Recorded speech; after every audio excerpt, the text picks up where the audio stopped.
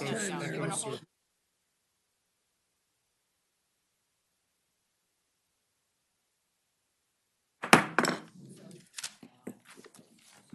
forgot what I came here for, but it's the Sparks City Council meeting of June 11, 2018. We'll start it with a roll call, please. Mayor Martini? Here. Council members Abbott? Here. Lawson? Here. Smith? Here. Bybee? Here. Deere? Here. Assistant City Attorney Iding? Here. And City Manager Driscoll. Here. We have a quorum, thank you.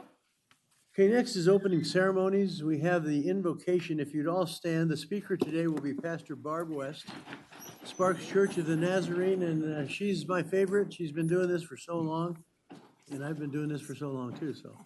Barb, please give us a nice prayer, and I apologize I can't stand. Thank you again. Isn't it wonderful to have Mayor Martini with us today? Nice to see you, Gino. Thanks, Barb. Would you bow your heads in prayer with me? Our Heavenly Father, first of all, we want to thank you for the dawning of another gorgeous day, and what a privilege it is to live in Sparks, Nevada. Lord, we thank you that we have the privilege of voting, and pray tomorrow's voting will be good and that your people will be elected. And for today, Lord, we want to give you thanks for all of the people on this wonderful city council of ours. We pray today that you would bless each and every one of them and give them wisdom and health. Help them to make the decisions they need to make for us as we strive to be good citizens here in Sparks. Thank you too for the state of Nevada and for our nation. God bless this nation and bless this fine council and Mayor Martini today. In Jesus' name, amen. Amen.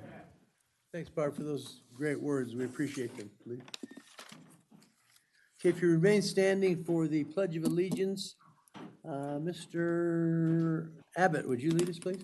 Please join me in the Pledge of Allegiance.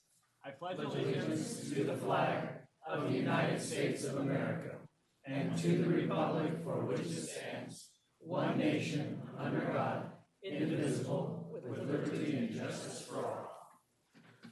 Okay, you may be seated. Thank you. Microphones are working pretty good. What happened? I screwed that up.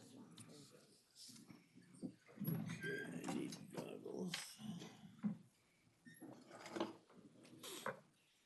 What are we gonna do? We're gonna pull it or not? No? Okay, next is item number 4, public comment. If you want to speak under public comment, please fill out one of these cards and give it to the clerk, and she'll get it to me, so you can speak, and you'll have 3 minutes. So first we have Bill Wagner. Come on up, Bill.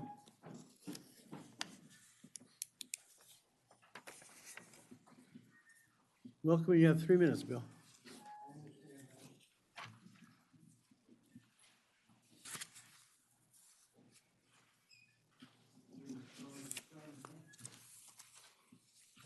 Anyway, my name is Bill Wagner, and I'm just a normal Sparks citizen here. First, I'd like to wish Ms. Barbie good luck tomorrow. I'm sure you're going to do just fine. And Ron Smith. Ron, I noticed, I read the article today that you wrote in the RJ, and as chairman of the RTC, you've done a fine job, and thank you for helping us. Thank you. Gino, now it's my turn to talk about you a little bit. In the last 9 to 10 months, it's been a pleasure watching you and listening to you. It's very obvious that you love very much being the Sparks mayor, and the citizens of the Sparks are very lucky having you as their mayor throughout the many years of extraordinary service. Thank you. It is my humble opinion, your leadership and passion for the job has produced such respect for you from all the current and past city council members. During the meeting, your humor has put all of us in this chamber at ease. You are truly a good man, and I personally thank you. Thank you, sir. I appreciate that. Okay, next we have Grace Loveland.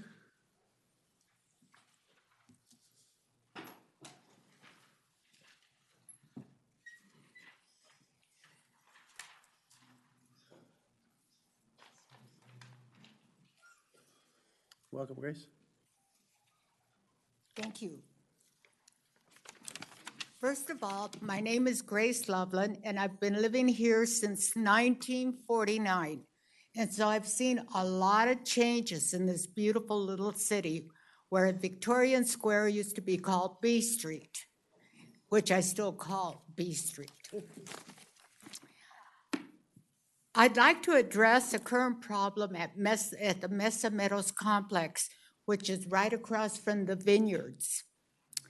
We quarterly are billed $24.77 for landscaping in the common areas every 3 months.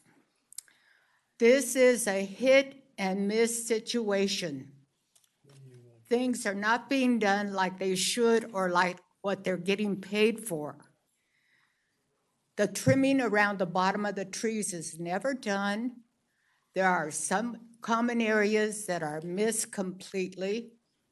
As a matter of fact, 2 years ago, a rattlesnake was mowed over, and the pieces were not picked up for at least 2 lawn mowings. Either a scavenger ate it, or they finally decided to pick up the poor snake. There are broken sprinklers, which create little geysers. Nothing has been done about that. There are dog feces, plastic bottles, paper. I have spoken to Mark about it, and he said somebody would get back to me. That never happened. Then I talked to Chris Cook, and he was as frustrated as I. He said he's been trying to fix that and that a new contract had been awarded and that xeriscaping would be done.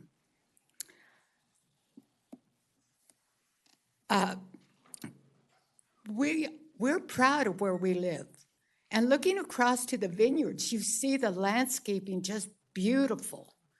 Our place is beginning to look a little shabby. So this is why I am trying to make a public comment so that something is done about it, which is, it's about time. Thank you. Thanks, Grace. And I'm sure someone will contact you. Is that our response? It is our landscape. It's on the list. Okay.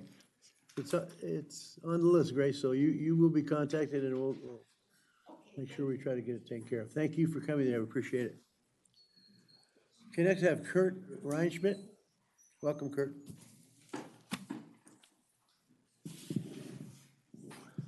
Good afternoon.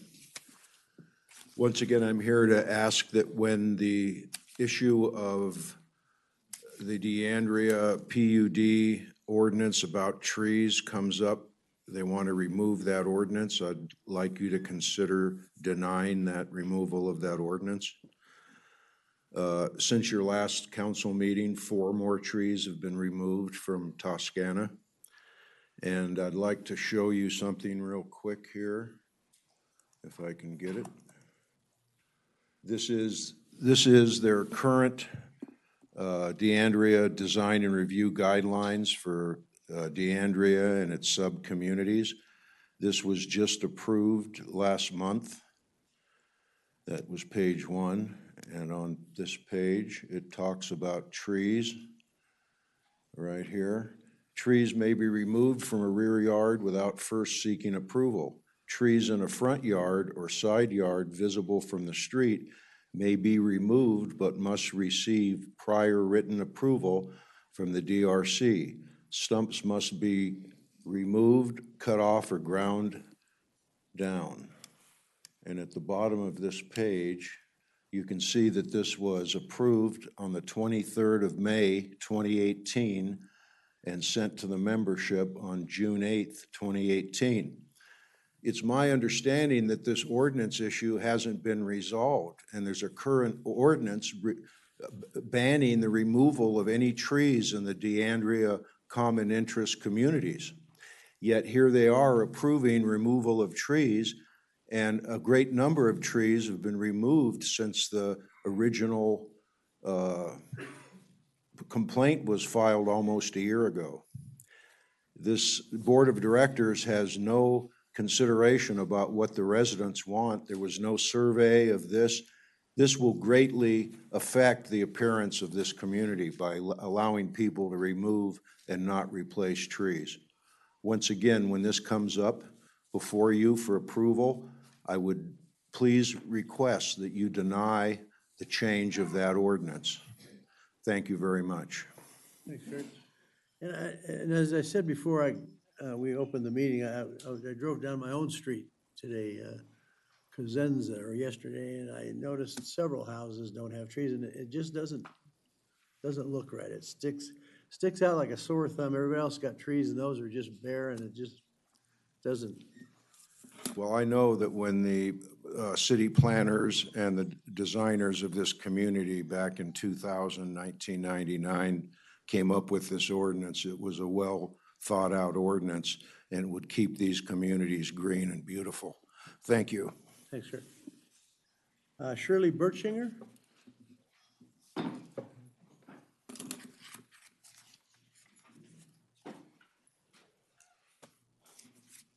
Welcome, Shirley. Welcome back, Mr. Mayor. For the record, my name is Shirley Bertschinger, and I live in the Mesa Meadows subdivision.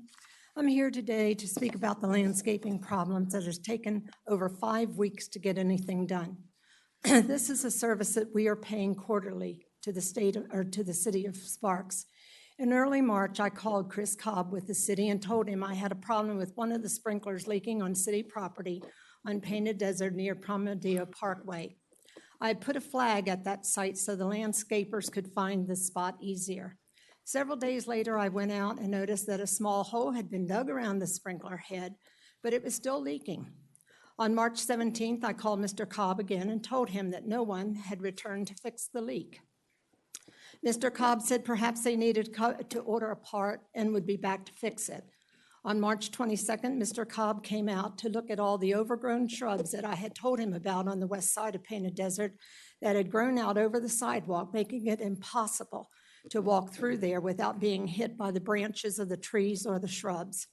He marked several things with green tape that the landscaping company needed to prune and said they would be out that Thursday, the 24th, to take care of the problem.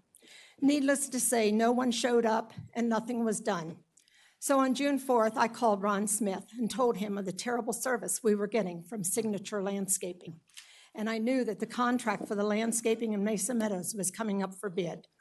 I wanted him to be aware of the lousy service that they are providing. Acting Mayor Smith told me he would have them out there right away. And a week later, Chris Cobb and a representative of Signature showed up. One of my neighbors stated that she had been given the runaround about problems that she was aware of and the lack of service we were getting, and wants to get a petition among the residents to present to this council. This is not the first time that we have had problems. In fact, in 2016, I spent 4 hours out there trimming shrubs that had overgrown, and at that time, I was 81 years of age. And I should not have had to clear a path so people could walk through there to their favorite walking path. For several years in the fall, my husband has gotten out there and raked and bagged leaves to keep them from going down in the storm drains. He can no longer do this because of several surgeries since November, and in July, he will have a total hip replacement. At our age, we should not have to do the work that we are paying the city for. I hope that when this contract comes before you, you will take this into consideration. The new representative, Greg Topol, agreed that this was unacceptable, and he understood our frustration and hoped to do better in the future if this contract were awarded to them. They obviously have more business than they know how to handle.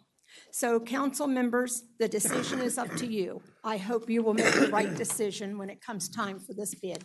Thank you. Appreciate it. Excuse me, Jeff Church?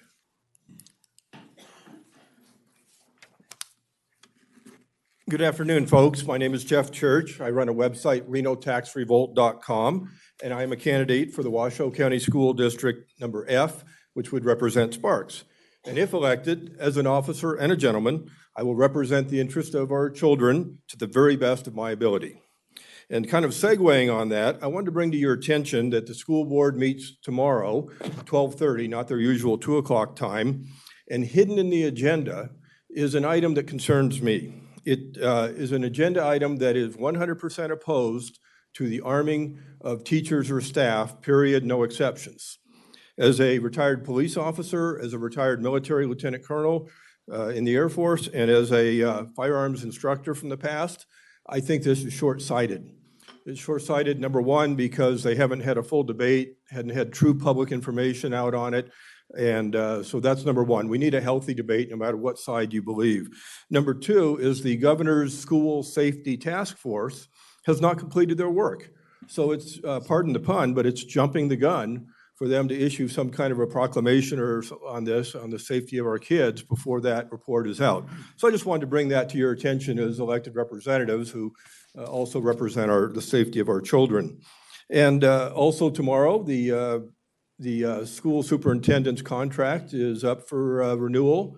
As a candidate, we are potentially getting stuck with not what the newspaper says is a 2-year contract, but in reality, it's a 3-year contract full of perks, bonuses, benefits that you did not see in their press release. So I just wanted to bring that to your attention. And I'm sorry to intrude because I know today is a very special day. You have a lot of proclamations and best wishes to Mayor Martini and to all of you, but especially to the mayor. Thank you. Thank you, Jeff. Appreciate it. John Chesley? Chesley?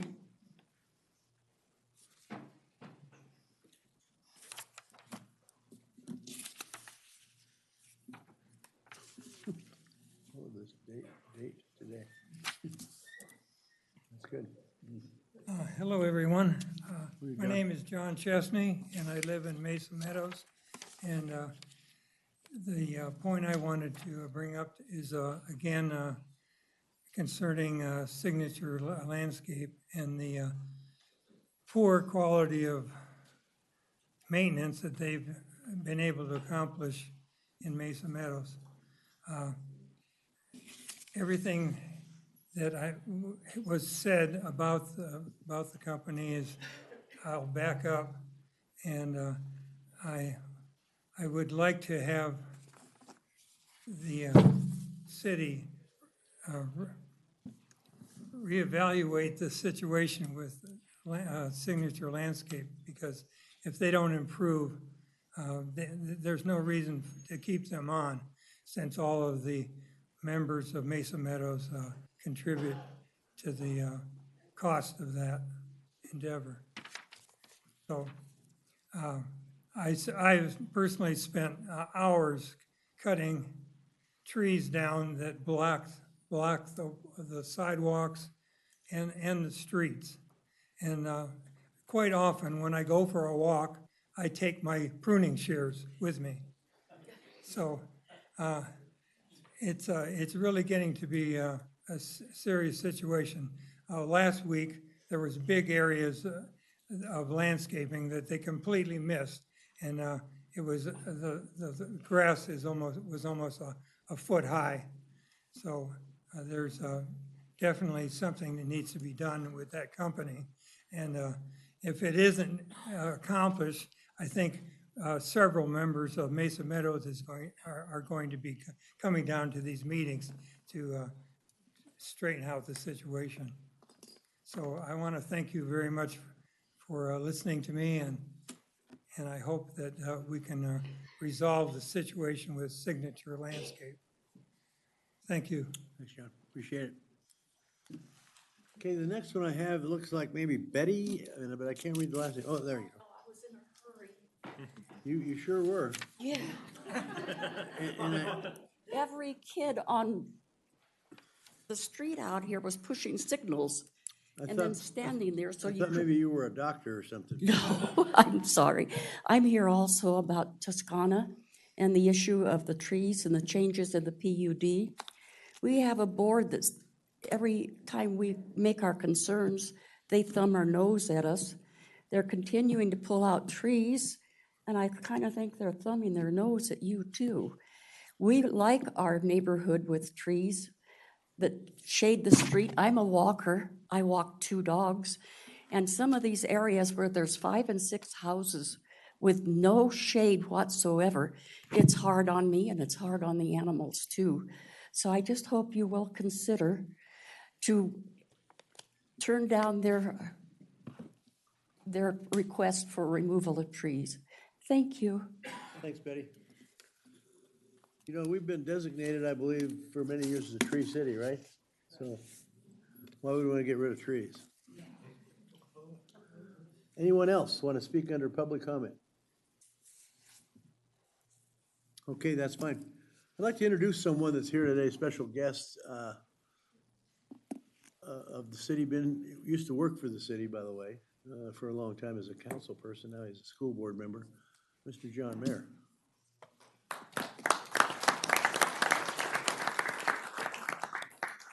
Nice to see you, John. Appreciate it. Okay, no more public comments, so let's go to the approval of the agenda. Anybody want to take anything out of order? If not, looking for a motion. Mr. Smith? Move to approve. Mr. Abbott? Second. We have a motion by Mr. Smith, seconded by Mr. Abbott to approve the agenda as outlined by staff. Any further discussion? Seeing none, please vote.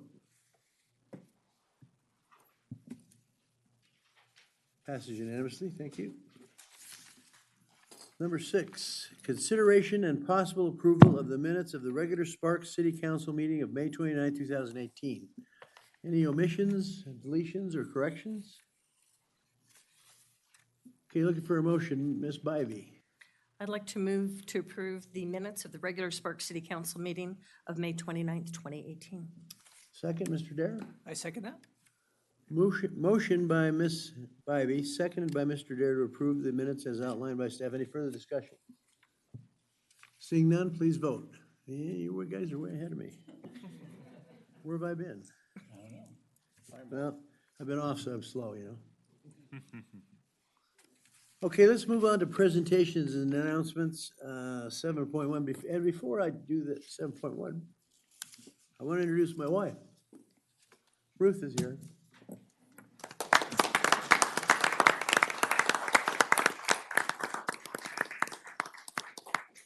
She keeps me on the straight and narrow, believe me. She keeps me focused when my head gets too big, she tones me down. Okay, let's move on to 7.1, presentation, Citizen of the Year Award. Who's doing this? Okay, please give us your name and for the record, please. Absolutely. My name is Brett McGinnis. I am the opinion and engagement editor with the Reno Gazette-Journal. I'm gonna scoot over closer to the microphone. So we picked, last December and into January, we picked Citizen of the Year. It's an annual award that the Reno Gazette-Journal gives. We announced on January 1st that Mayor Martini was our Citizen of the Year. It's not ever intended to be any sort of lifetime achievement award, but we're looking back through the archives and it's almost impossible to overstate exactly how much he's been to the community. I found the first mention of him was 1963. You were in a play in Sparks High. The article wasn't very detailed, so you might have been the leading role, you might have been a tree. I don't know. We could not figure it out. Tree sounds about right. Anyway, it just didn't stop from there. Your name came up everywhere. You were playing high school football, Connie Mack baseball. Of course, you went on to your start of your political career. We covered that. You were vice president and president of your class at Sparks High. Wolfpack football. You raised money for scholarships in the 1980s. And there's a great photo of you. And if I had known I could have brought my computer, I would have plugged it in. It's pre-goatee. You have the 80s hairstyle. It is spectacular. I will email it to you later, and anyone else who wants it. Please. But since you've taken the helm at Sparks, you've done amazing stuff. The 40% increase in population, the outdoor mall, the reinvention of Victorian Square.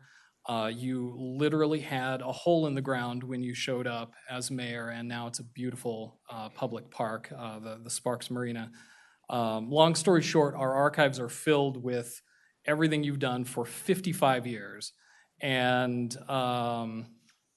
I can't find anybody else in the archives that we've covered for 55 years that doesn't have like an arson investigation or a drunken disorderly or anything along those lines. So that's a testament to everything you've given back to the city is That was just amazing. pre-1963, the archive. Anyway, you Sorry. said, you told us in December, you told Marcella, who interviewed you, and you kind of knew that you were going to win this award. I think you figured out that we weren't doing 2-hour interviews with all 50 nominees, but you told her back then that when you started the renovation of downtown Sparks, you couldn't get anybody to build an outhouse down there, and now look at it. There's literally hundreds of places to use the restroom down there now. So, and it's a fantastic place to be. You know, everything that goes on down there is just amazing. Moral of the story is he's done so much to the community. We're very proud to have selected you as Citizen of the Year. We know we're halfway through your term, and it's kind of a one-off deal. But anyway, I do have a framed copy of that newspaper. I totally missed the deadline. It is sitting in a shop right now. As soon as I can pick it up, I'll be back and present that. So anyway, thank you so very much. Appreciate it.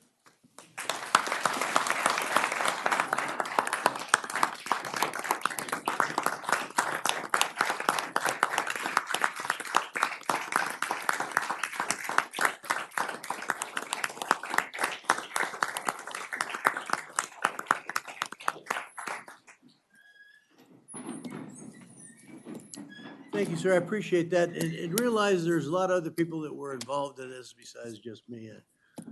You know, downtown, Ron Smith brought the developer to us in the first place. So, and you know, I've been there to lead and that stuff, and I understand leadership. And I think I've been a leader for a long time. Even in high school, I was student body president, so I started a long time ago. So, anyway, thank you.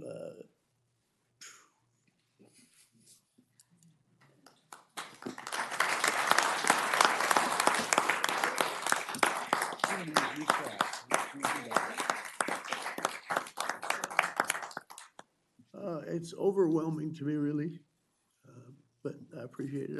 I didn't mean to do this, but thank you. Appreciate it. Sure.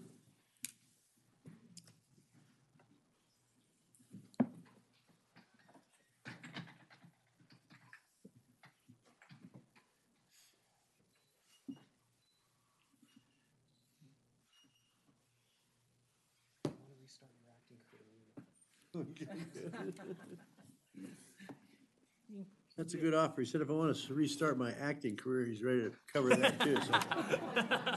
Free in Toscana. Okay, you know, again, thank you from the bottom of my heart. It's been a good run, a bad run, whatever it's been. It's been through the worst times, been through the best times, and now is pretty good times. Thank you. So I appreciate the constituents. I appreciate the councils. I've had great councils and city managers, and a great wife.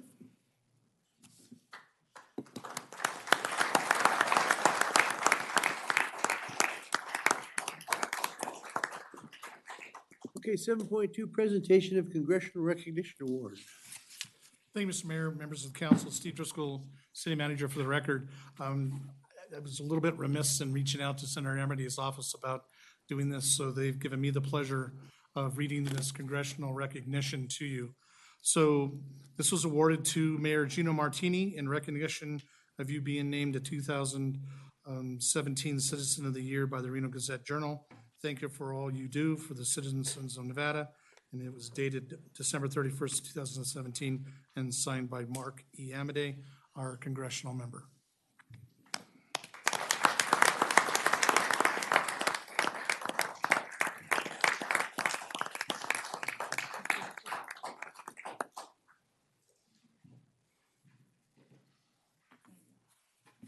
cheese.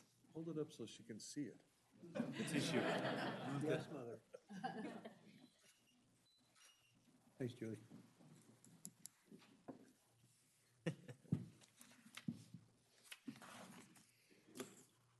Okay, this is going fairly well.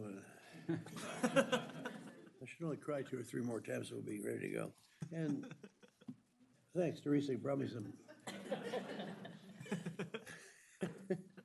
So here we go again, 7.3, Sparks Elks. Someone from, yeah, I saw him here.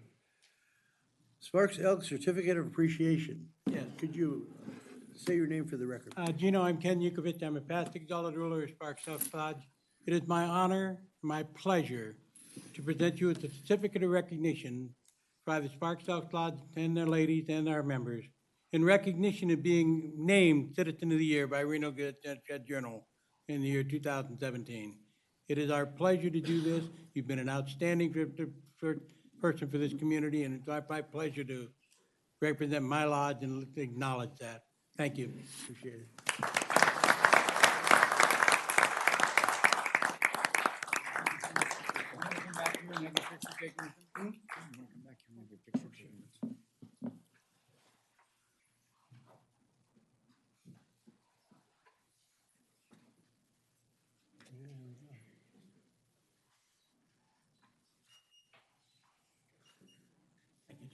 Thank you, sir.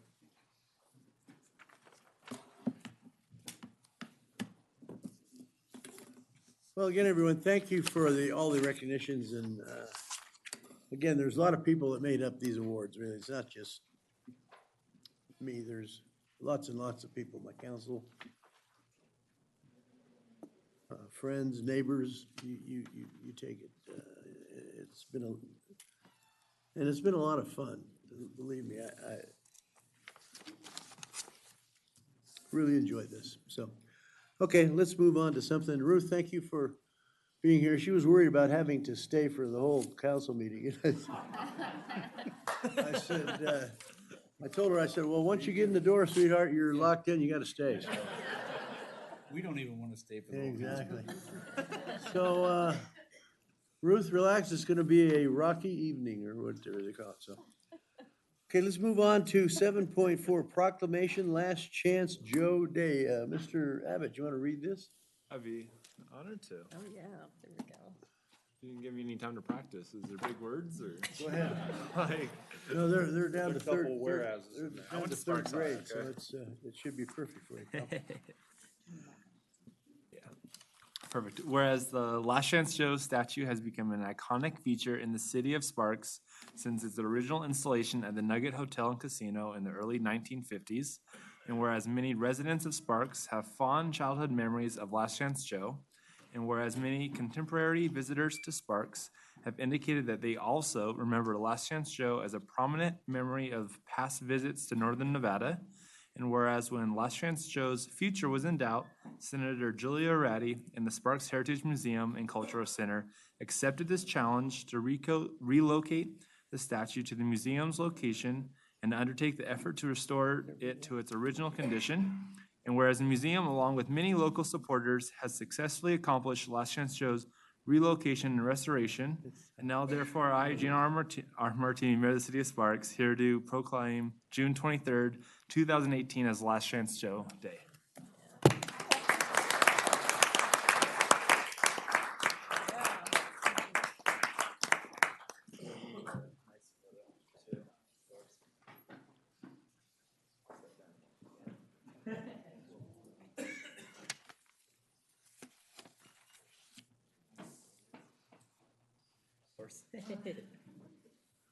Thanks, Donald. Appreciate that. Yep. Thank you, Mayor Martini and City Councilman. On behalf of the Board of Trustees, we really appreciate all the help you have all given to us. And everybody come out. It's a free day at the museum, June 23rd, Saturday. We'll be open from 11 to 4, and you'll come and see a historic slideshow and refreshments, all free. Thank you very much for everybody. Did you identify yourself for the record? Oh, I'm Barbara Young. Thanks, Barbara. Appreciate it. Thanks. Hey, Gino. If I may real quick, I got to promote our Last Chance Joe license plate too. Have to put a plug in. So I got plenty of flyers if anyone's interested. I'll be around after, but we're trying to get 1,000 plates by end of this year. And if we don't, the plate goes away. But our goal is to get 1,000 and just help supplement the museum's income. So. May point out it honors Sparks heritage, not necessarily just. Yes, Heritage of Sparks. That is correct. So thank you.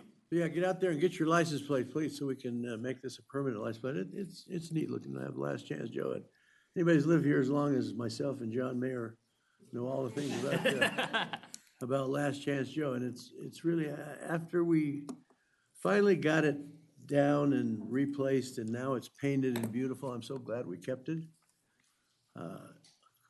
Really, it would have been a shame to lose that, a special statue, or whatever you want to call it. It's really, I think it's neat, and it looks good now. It's painted beautiful, so thank everyone for that. I appreciate it. So next is 7.5, presentation, Reno Housing Authority. Brett, come on down. Good to see you, sir. It's good to see you behind the camera, or in front of the camera. Well, thank you, Mr. Mayor, and thank you, council members. I would like to begin by introducing my partner in crime, Amy Jones, who is the Executive Director of the Reno Housing Authority. Stand up, Amy, so they can see you here.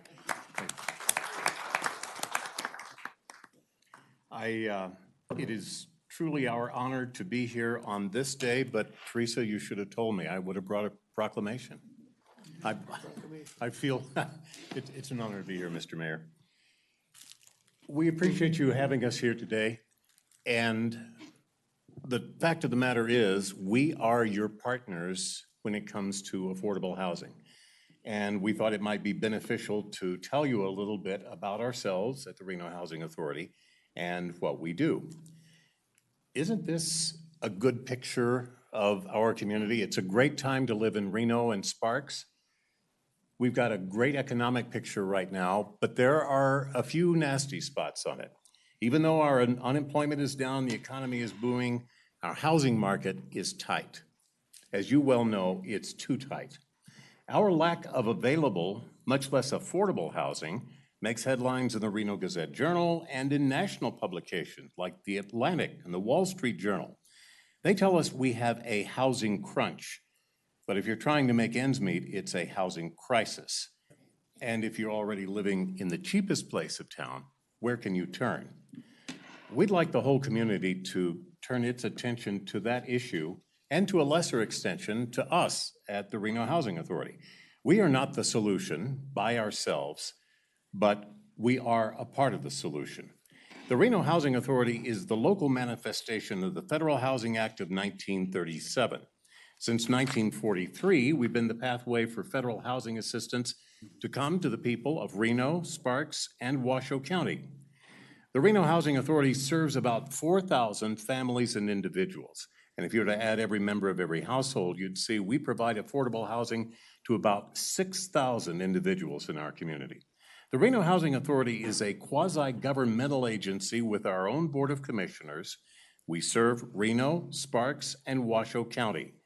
We're also the pathway to many more services thanks to our partnerships with local nonprofits and government agencies. We bring our partners the clients they need because we already have the people who need their services, and they give our participants one source for job training, aging issues, food, financial advice, and more. And we add efficiency to the process because our oversight helps to prevent duplication. The buildings that we own and rent through federal subsidy generally fall into the category of public housing. We serve about 750 families that way. We also own some properties that we rent to families who don't need assistance, but do need reasonable rent.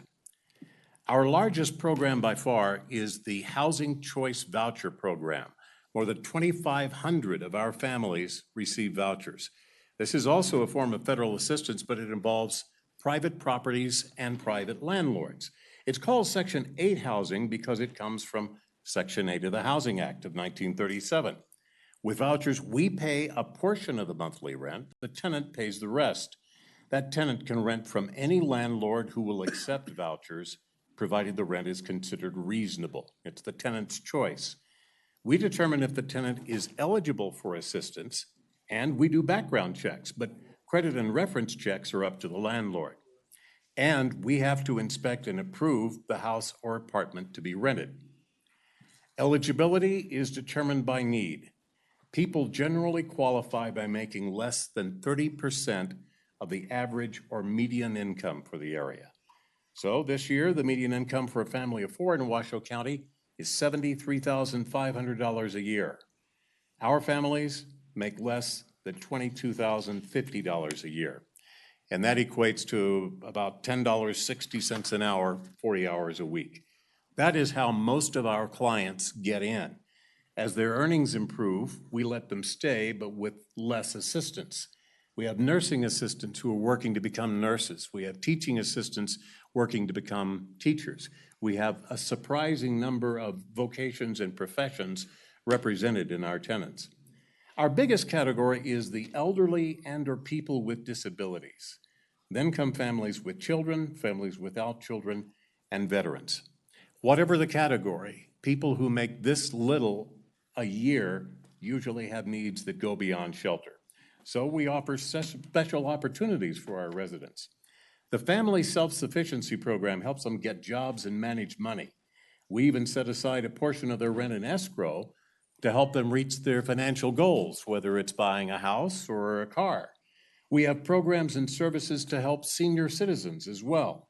And we have special programs and events for our youngest residents. The Reno Housing Authority works to keep our public housing safe. We conduct rigorous background checks for criminal history. We don't allow any convictions for violent crime or drug-related crime for the past 3 years, and no registered sex offenders regardless of the date. Some of our clients are walking success stories. 2 of these people no longer receive housing assistance at all. You remember the Family Self-Sufficiency Program. Stephen here is holding his high school equivalency certificate. We see that a lot. He enrolled in TMCC. When Autumn got off assistance, she had more than $16,000 in escrow. One of these days, she'll be buying her own house. Here's another great project, the Neighborhood Stabilization Program. Starting in 2009, the Reno Housing Authority competed for federal money to buy houses in foreclosure in high foreclosure neighborhoods. We brought in nearly $22 million, and we provided a cash infusion for Northern Nevada's crippled construction industry. We fixed those houses up. We got rid of the hazards and the blight. That improves the entire neighborhood, hence neighborhood stabilization. And we created more safe, clean, affordable places to live. We now have 165 houses and duplexes scattered all over Reno, Sparks, and Washoe County. And I'm happy to say they're usually the best-looking houses on the block.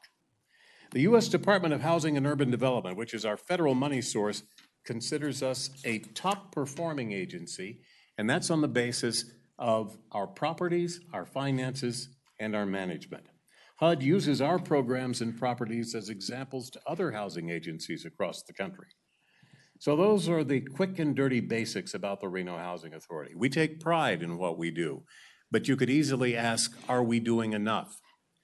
Well, take a look at our waiting list. We have different categories of assistance, so we have different lists, but if you lump them all together, there are about 3,000 families in our community waiting for housing. Remember, we're currently helping about 4,000. So sadly, that's meeting about half the need. And sometimes we close the waiting list. That sounds a little counterintuitive. How can you close a waiting list? Well, if you are standing in line waiting to apply for assistance, we're going to let some people get in line before you because they have a greater need. We're going to let a veteran move up in line, someone with disabilities, perhaps a victim of domestic violence. Well, before long, you realize your part of the line never moves. You're never going to get to the front because there's always someone worse off than you are. That's one reason we close the waiting list, to be fair to all our potential clients, and we also want to avoid creating false hope. Once you fill out an application, we'd like to think that there is a realistic chance that you will move into a place to live sometime soon. Housing authorities all began as local agencies using federal money. But these days, that source is drying up. We are getting less money from the federal government at the same time that our rents are going up and more people in our community are needing help. We actually don't get enough federal money to run federal programs in our community. It's only through the sound management of the Reno Housing Authority over decades that we're able to keep those federal programs going here. We're going to have to get more creative in the future, and we need the whole community to get creative with us. One project that's a note of hope here, we are planning the Sutro Street Senior Apartments right across Sutro Street from the Livestock Event Center. And this is one creative solution dedicated to help senior citizens. We just got our approval for our tax credits, so we'll be building 44 apartments there. We hope to break ground next spring. 1 of 4 apartments will be for seniors moving from motels or the shelter. We need more creative solutions. And I've been at the Housing Authority only 4 months, but I can see it's not going to come from Washington. Our solutions are going to come from right here. Money, land. Okay, so Brett. Money, land, and buildings are all things we need. They're all things we can come up with as a community. Whatever form these solutions may take, the Reno Housing Authority stands ready to manage them. We really are all in this together. When someone becomes homeless, we all pay a price. And when we come together to solve a problem, we all gain. The Reno Housing Authority has been quietly doing our job, helping people afford to live in northern Nevada for 75 years now. We're becoming a little bit more visible and a little more vocal now because the need for housing that's affordable has become so great. We have the experience and the expertise, and we are eager to fill that void. The Reno Housing Authority is proud to be your partner in affordable housing. Let's make affordable possible. Thank you for your time. Thank you for what you do for our community.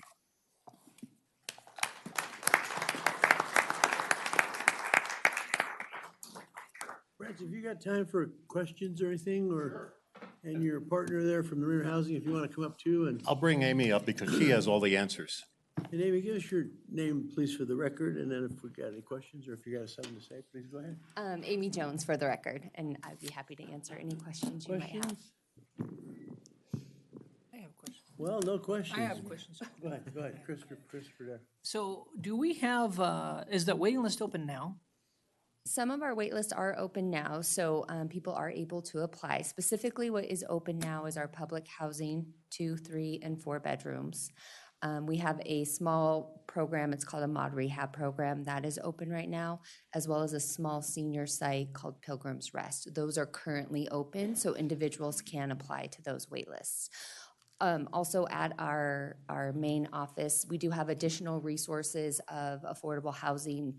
We have a list that we can provide to families that are coming in, as well as the Section 8 project-based properties throughout town that they can apply to those individual wait lists. So if you know someone or someone's looking for housing, you can always direct them to our office, and we'll let them know what is open as far as our wait list, and then give them additional resources that they can look into. I heard that people can, if they had a rental property, a house they had, and somebody could move in, that there's potential funding to help pay for that person to move in. I was asked that before. Is that part of this grant thing you have? Is that a potential thing? I think I know some churches that possibly had some property, and then there was the possibility they could move in, and then there was some grant or some funding to possibly help that. Is that true? As far as grant funding to help that, not that I am aware of, but now that you mention landlords, and I know you and I have talked, we are always looking to partner with more landlords in the community. With the Housing Choice Voucher Program, that is a partnership with landlords. And it's voluntary. Landlords do not have to accept the program. And right now, with the market how it is, with rents increasing, landlords can increase their rents. they don't have a hard time finding people that want to lease their units, so they're not participating in our program. So we're always looking for landlords to participate in our program. And we have started offering landlord incentives, and I think that's what you may be referring to. We've been offering briefings, so if you know somebody who owns a home that would like to rent it to a participant of one of our programs, we do have briefings for landlords so they can become more educated about our program. And then we also offer incentives. One of the big things we heard from landlords about participants of our program was, if somebody passed away, somebody was evicted or terminated, they were losing out on rent. And so we're able to pay additional rents in those circumstances to help those landlords if they do experience any type of damage to the unit, they can see loss for that unit. So we continue to look for those landlords, educate those landlords, and help them participate, and we're always looking for more feedback from them. Thank you. Anyone else? Ms. Bybee? So can you tell us where your office is located and how people would contact you as far as online or phone, best way to reach out to you? Yes, our office is located at 1525 East 9th Street, and that's in Reno. Our website is renoha.org, and we do have a lot of information on our website, as well as those resources I was mentioning of other affordable properties throughout town, as well as contact information for our various departments. And the website certainly has the updated list of what wait lists are open and which ones are closed. And if they're closed, we always advise people to check back regularly, like every week, to look for the opening, because we don't advertise them to try to avoid a riot. Thank you. Anyone else? Well, thank you both for the presentation, especially you, Brent. Good job. Obviously, not too many questions, so you must have hit all the right points. So thank both of you for what you do for us in the cities, and thanks for coming by and giving us an update. Appreciate it. Thank you very much.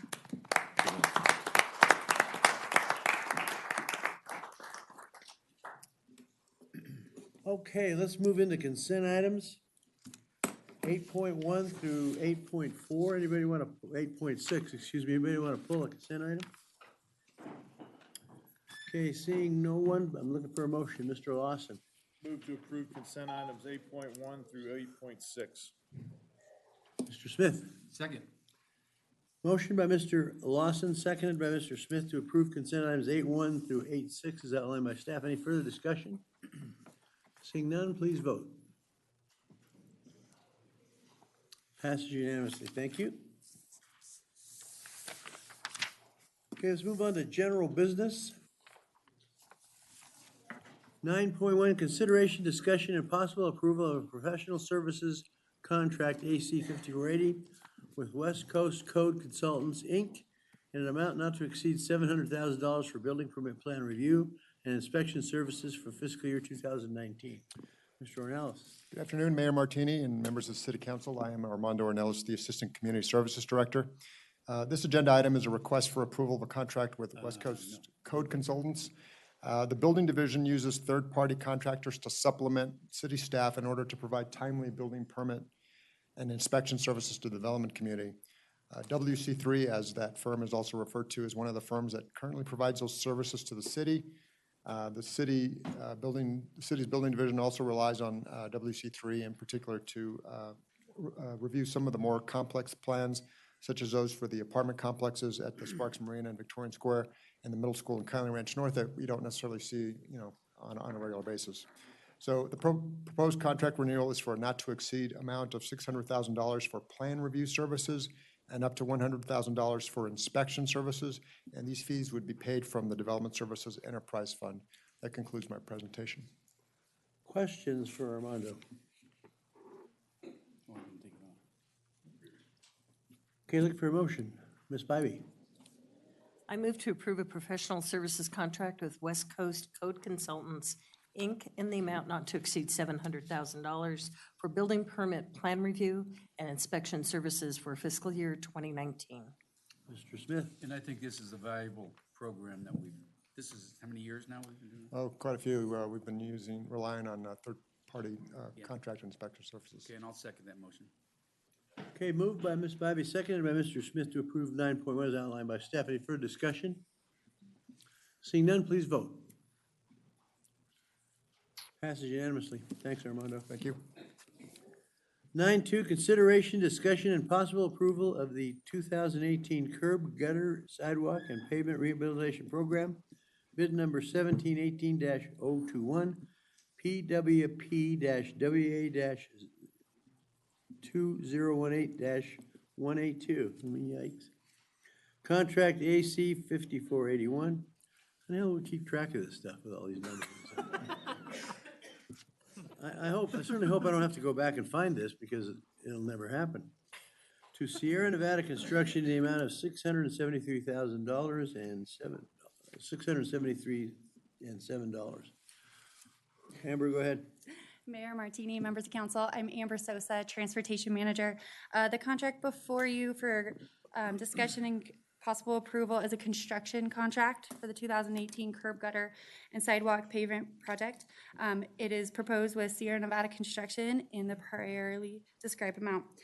This project would include complete restoration or replacement of the curb and gutter. It's deteriorated so bad that it is not performing how it is designed. If you'll look at the map that's provided, just to orientate yourself, to the left of the screen is Pyramid Highway, and to the right is 4. So this is J Street from Pyramid to First, and then from First to 4th. With replacement of the entire curb and gutter will also be a replacement of all the sidewalk, driveway approaches, and a complete rehab of the street itself. The city bid this project on April 25th. We received 4 qualified bidders, with Sierra Nevada Construction being the low bid. Because this project utilizes funds from both FY18 and FY19, it will not be able to start until July 1. I'm happy to answer any questions you may have. Okay, questions for Amber? Okay, looking for a motion. Mr. Abbott? Yeah, I'll move to make that motion, especially since it's my neighbor's street. I move to approve the 2018 curb, gutter, sidewalk, and pavement rehabilitation project contract to Sierra Nevada Construction in the amount of $673,000 and $7. $673,007. Mr. Lawson? Second. Moved by Mr. Abbott, seconded by Mr. Lawson to approve agenda item 9.2 as outlined by staff. Any further discussion? Seeing none, please vote. Passes unanimously. Thanks, Thank Amber. you. Appreciate it. Get some love later on. Okay, let's move on to 9.3, consideration, discussion, and possible approval to purchase various commercial insurance policies to protect the financial interests of the city in an amount not to exceed $608,638 for fiscal year 2019, and authorization for the contracts and risk management to execute policy documents. Mr., what's your name? Good afternoon, Mr. Marin. Mayor, Councilmember Dan Marin, your Contracts and Risk Manager for the record. Here to cover items 9.3 and 9.4, which are annual items to the council for the renewal of insurance policies to cover the events that may occur beyond the city's own self-insurance limits. With respect to item 9.3, this is regarding insurance policies that are specific to city operations. This covers property and contents, automotive physical damage, cyber liability, general liability, employee dishonesty, and tenant user liability policies. As shown in the table used in the attachment to your staff report, cumulatively across all of the policies, we're seeing an increase of roughly 7% in premium cost from last year, spread pretty evenly between our coverage for city property and our general liability coverage. These increases come from a combination of the city's own claim history over the last few years, as well as the natural inflation that's happening across all insurance markets. Specifically, the insurance industry at large has had to deal with significant losses over the last 12 months, whether it be from hurricanes, flooding, wildfires, et cetera. And so public entities are seeing increases across the board. Those that had those events are seeing increases even worse than what we are seeing. With respect to coverage changes, the city hasn't sought any changes to our coverage for the coming fiscal year, but we always have our ears open and continue to have discussions with our brokers on a going forward basis as items come up. We also have included language in your staff report that allows for slight adjustments to the premium costs, as it is always a work in progress. The numbers that we have in place today for your staff report are what we knew them to be 2 weeks ago, and we continue to try and work with the various carriers to try and get those numbers as tight as we can before our policies renew on July 1st. So I'm pleased to try to answer any questions you might have. Additionally, we have representatives from our insurance broker, USI Insurance Services. Both Brandon Lewis and Jennifer Fryer are here in the audience to help out if you have any policy-specific questions. So that's everything I have for 9.3. Questions? Did you want to cover 9.42, Dan? I can, but I think you need to do separate motions for both, so it's your discretion, sir. Go ahead and cover it, and then we'll do separate motions. All right, then item 9.4 is specific to the water reclamation facility, and we have two insurance policies that we carry at Tom Wharf. We carry a pollution liability policy that is renewed only on a 3-year cycle, and this council renewed that policy last year, so you don't see a cost for that in this current staff report. Our other policy, which you do see, is specific to the property and contents at Tom Wharf. The rate used to calculate the policy premium for property coverage has gone up for the next renewal period, as you see, resulting in about an 8% bump. However, this, again, may get reduced slightly as we get closer to the 1st of July. Again, I'm pleased to try and answer questions on this policy as well as you have them.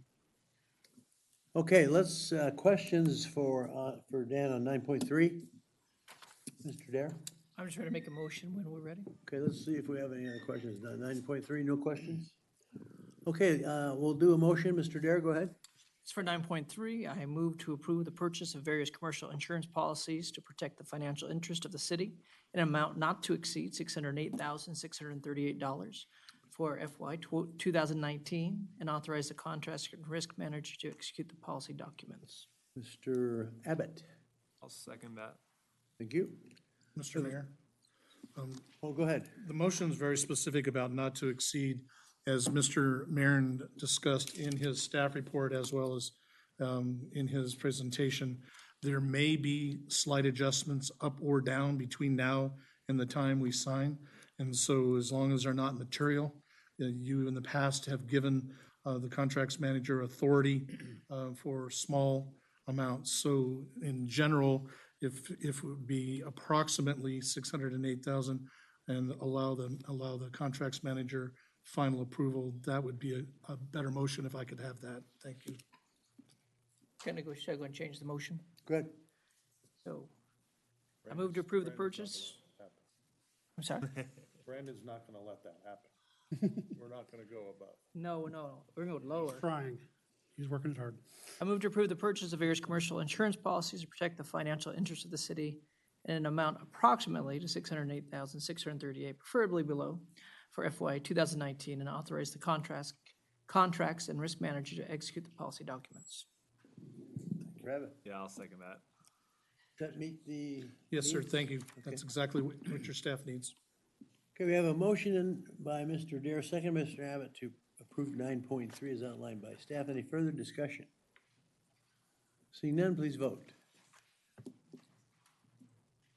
Passed unanimously. Okay, questions on 9.4? Mr. Smith? Make a motion when you're ready. Any questions? Charlene, no? I did have Go a ahead. question.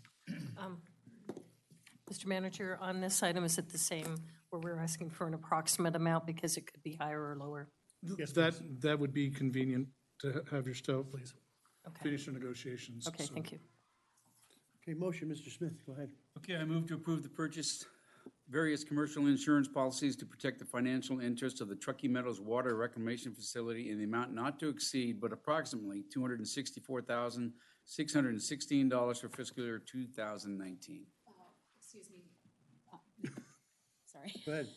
Just butt right in, that's When you okay. put the not to exceed in there, you said approximate, so that would insinuate that. Well, I it thought would I go said not to lower. exceed but approximately. Yeah, I just. Okay, I'll delete not to exceed, and I'll say approximately $264,616 for fiscal year 2019. Ms. Bybee. I'll second that motion. Okay, a motion by Mr. Smith, approved by our attorney. Seconded by Ms. Bybee to approve 9.4 as outlined by staff. Any further discussion? Seeing none, please vote. Passes unanimously. Thank you. You're done with your responsibilities, Dan? I knew that. Thanks. Hi, sweetheart, how are you? Hi. 9.5, consideration, discussion, and possible approval to purchase group life and accidental death and dismemberment. Yikes, I can't go with that dismemberment deal. I'm Jen McCall. What's that? I'm Jen McCall. Good afternoon, Mr. Mayor, Go ahead. City Council. I'm here to ask for consideration, discussion, and possible approval to purchase group life and accidental death and dismemberment insurance with Symetra Life. The budget on this is $79,704 a year for a 2-year contract. This amount is budgeted. Symetra Life Company has been our vendor since July 2015. They provide a $25,000 life insurance benefit to each active employee, a $2,500 life insurance benefit for each dependent of an active employee, and a $10,000 life insurance policy for each retiree staying on the group health plan. We used our broker LP Insurances and sought bid requests from 16 companies. 12 declined to quote, and 2 presented quotes that were not competitive. At this time, I am recommending that we approve Symetra Life Insurance. Are there any questions? Questions for Jen? You did good, sweetheart, no questions. Okay, looking for a motion on 9.5. Ms. Bybee. I move to approve the purchase of group life and accidental death and dismemberment insurance with Symetra Life Insurance Company for fiscal year 2019 and fiscal year 2020 in the amount of $79,704 per year, and authorize the contracts and risk manager to execute policy documents. Mr. Abbott. Second. Moved by Ms. Bybee, seconded by Mr. Abbott to approve 9.5 as outlined by staff. Any further discussion? Seeing none, please vote. Passes unanimously. You up again, kiddo? I am. Okay, 9.6, consideration, discussion, and possible approval to purchase stop-loss insurance for the city's group health insurance self-funded plan with Gerber Life Insurance Company for fiscal year 2019. Go ahead. Good afternoon again. For the record, Jen McCall, City of Sparks Human Resources. I'm here for consideration, discussion, and possible approval to purchase stop-loss insurance for the city's group health insurance self-funded plan with Gerber Life Insurance Company for fiscal year 2019. This is the annual reinsurance of our self-funded plan. In order to protect the city's self-funded group health insurance program from individual catastrophic medical and pharmacy claims, the program purchases the stop-loss insurance, which provides significant financial protection to the plan. The city has had 3 catastrophic claims over the last 4 years. We are approaching a 4th catastrophic claim. 13 companies were sent offers to bid, with 11 choosing not to bid or even offer quotes. Gerber Life Insurance Company is recommended because they provided the most competitive renewal options. May I answer any questions for you? Questions for Jen? Okay, looking for a motion. Mr. Dare. I move to approve the purchase of stop-loss insurance with Gerber Life Insurance Company for the city's self-funded group health plan program for fiscal year 19 in the amount of $448,922, and authorize the contracts and risk manager to execute policy documents. Mr. Smith. Second. Moved by Mr. Dare, seconded by Mr. Smith to approve agenda item 9.6 as outlined by staff. Any further discussion? Seeing none, please vote. Passes unanimously. Thank you for your time. You're done. Okay, thanks, Jen. Next. Consideration, discussion, and possible approval to purchase an excess insurance policy for the city's self-funded workers' compensation program with Safety National for the fiscal year 2019, amount of $108,565. Go ahead. Good afternoon, Mayor and City Council members. Jill Valdez, Human Resource Analyst for the record. The item before you today is a 1-year policy of workers' compensation excess insurance for fiscal year 19. Like stop-loss in the group health self-insurance fund, excess insurance helps cover catastrophic losses in the city's self-funded workers' compensation fund. The excess insurance is also required under state law in workers' compensation programs. The city has liability for police and fire presumptive benefits in the workers' compensation coverage, which does make us a little bit different from other people who are getting coverage. There are very few insurance policies available for this liability. The city has been fortunate to work with the same excess insurance company for our entire period of self-insurance of the work comp program beginning in the early 1990s. However, That insurer declined to bid this year. They are limiting their exposure to the presumptive benefits. The city's broker, USI, did secure 2 viable bids from other companies for the new policy. Those 2 bids are in the agenda item for your consideration. Staff does recommend one bid over the other. Safety National has a very strong rating at Superior A+. This is key because workers' compensation claims have a long tail. That means that the insurer keeps paying for the life of the claim for claims whose payments may be due still in 30 to 50 years. Therefore, it's imperative for the city to select an insurer who will be solvent for a long period of time to pay its claims. The coverage in the 2 bids is otherwise essentially equivocal. The decision before you today is whether to pay slightly more in premium for the higher rating. I'm happy to answer any questions you may have. Questions for Jill? Okay, seeing none, I'm looking for a motion. Mr. Smith.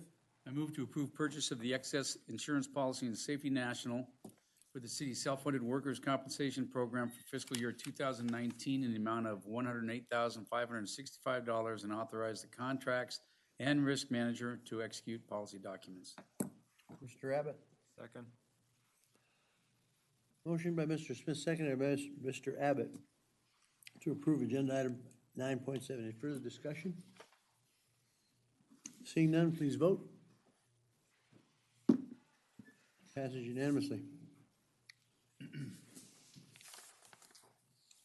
I knew there was a reason you were wearing a tie. Good afternoon, Mr. Mayor, members of the Well, Chris, council.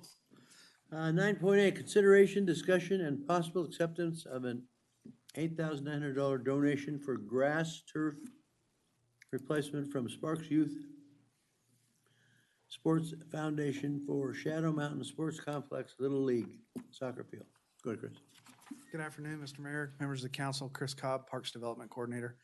Actually, I'm happy to say I'm bringing money in, not spending it this time. Bonus. But we will spend it. With that, we've been working with our Youth Sports Foundation, trying to take care of those fields out at Little League fields and soccer fields. We've been able, with our maintenance folks, to get our irrigation heads and coverage corrected out there, but we're lacking in enough funds to replace the grass. Youth Foundation does collect funds from each of the leagues, and they've always looked for projects that would be a benefit to the fields that they play on. We sat down with them and discussed the possibility, instead of trying to do seed, actually removing the turf that is outside the fields of play right now and replacing that. With that, they agreed, we got some quotes, they agreed to provide a donation in $8,900 to remove the turf areas that are outside of the Little League fields right now and have that replaced. And then it would be our responsibility, obviously, with watering to make sure it's successful and get some growth in before soccer season starts. So with that, I'd be happy to answer any questions you may have. Questions for Mr. Cobb? Okay, seeing none, we're looking for a motion.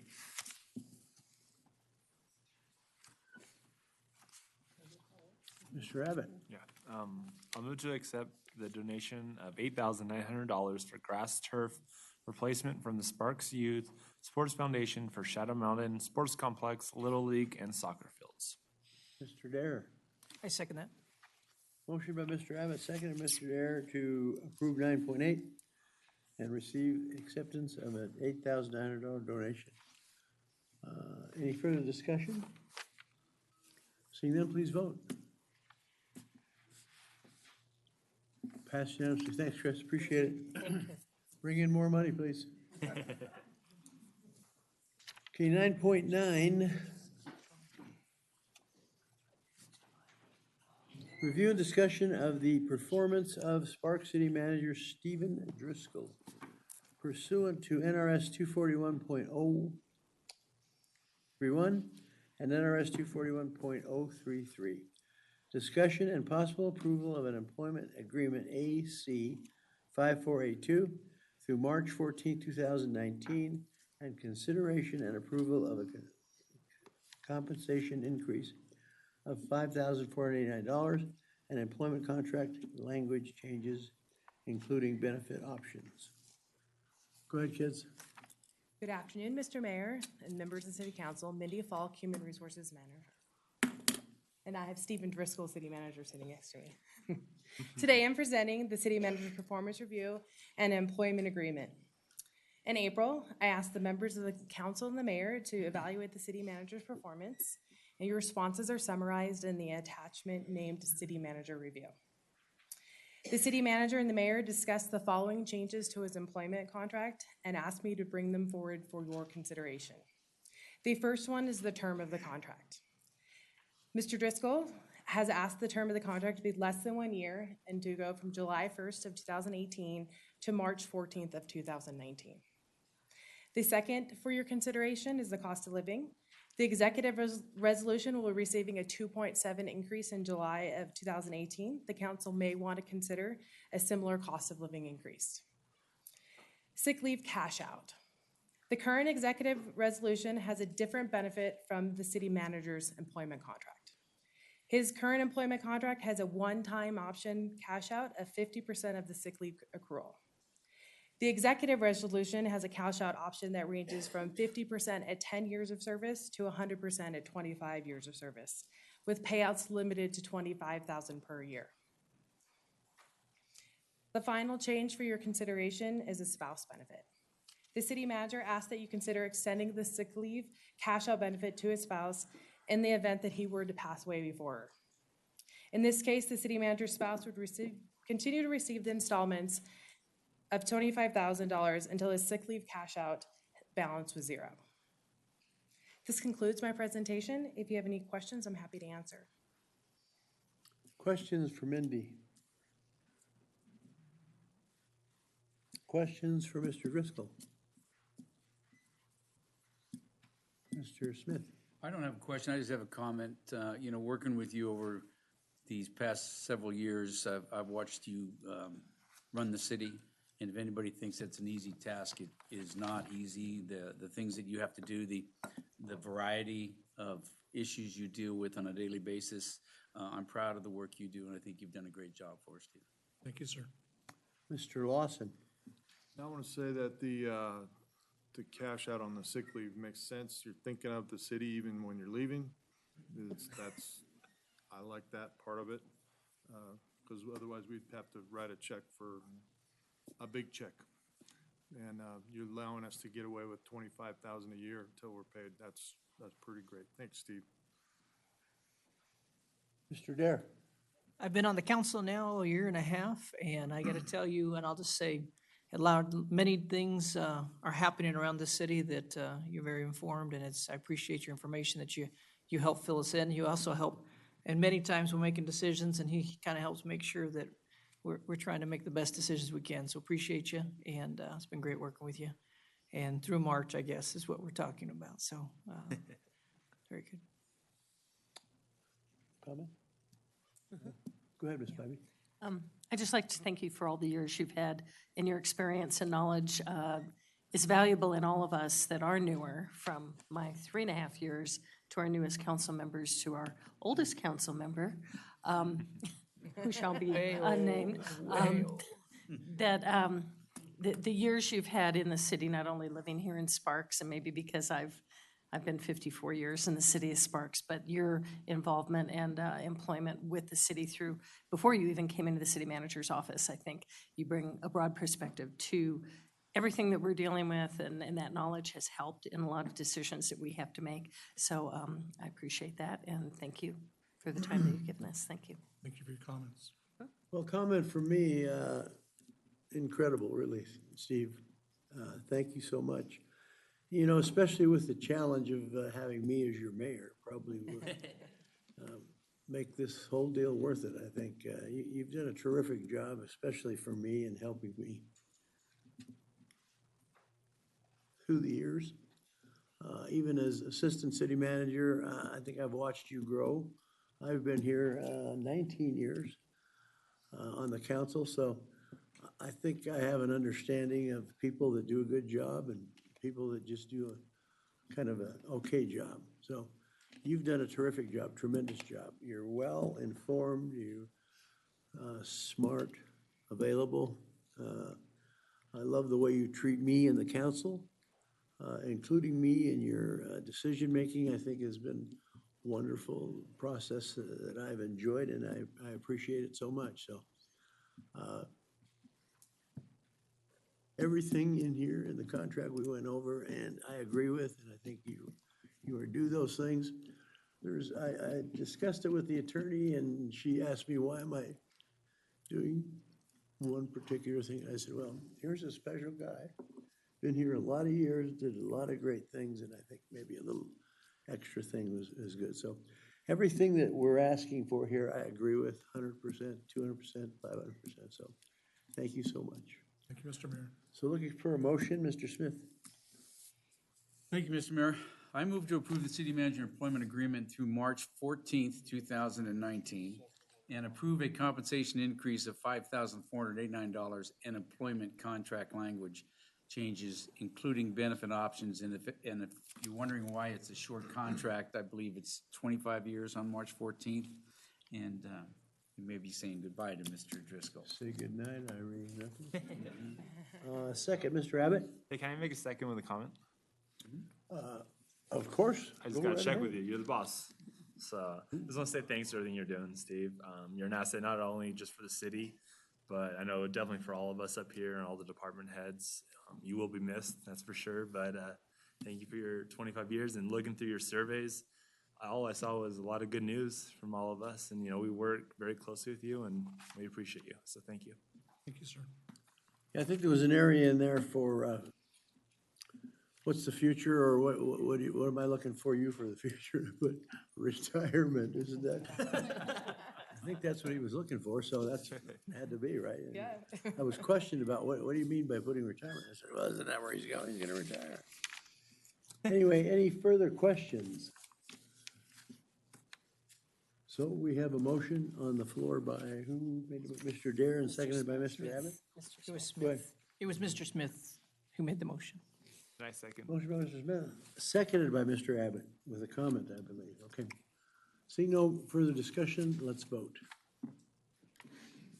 Passed unanimously. Thanks, Steve, appreciate it. Thanks, Mr. Mayor, Mindy. if I may have the privilege.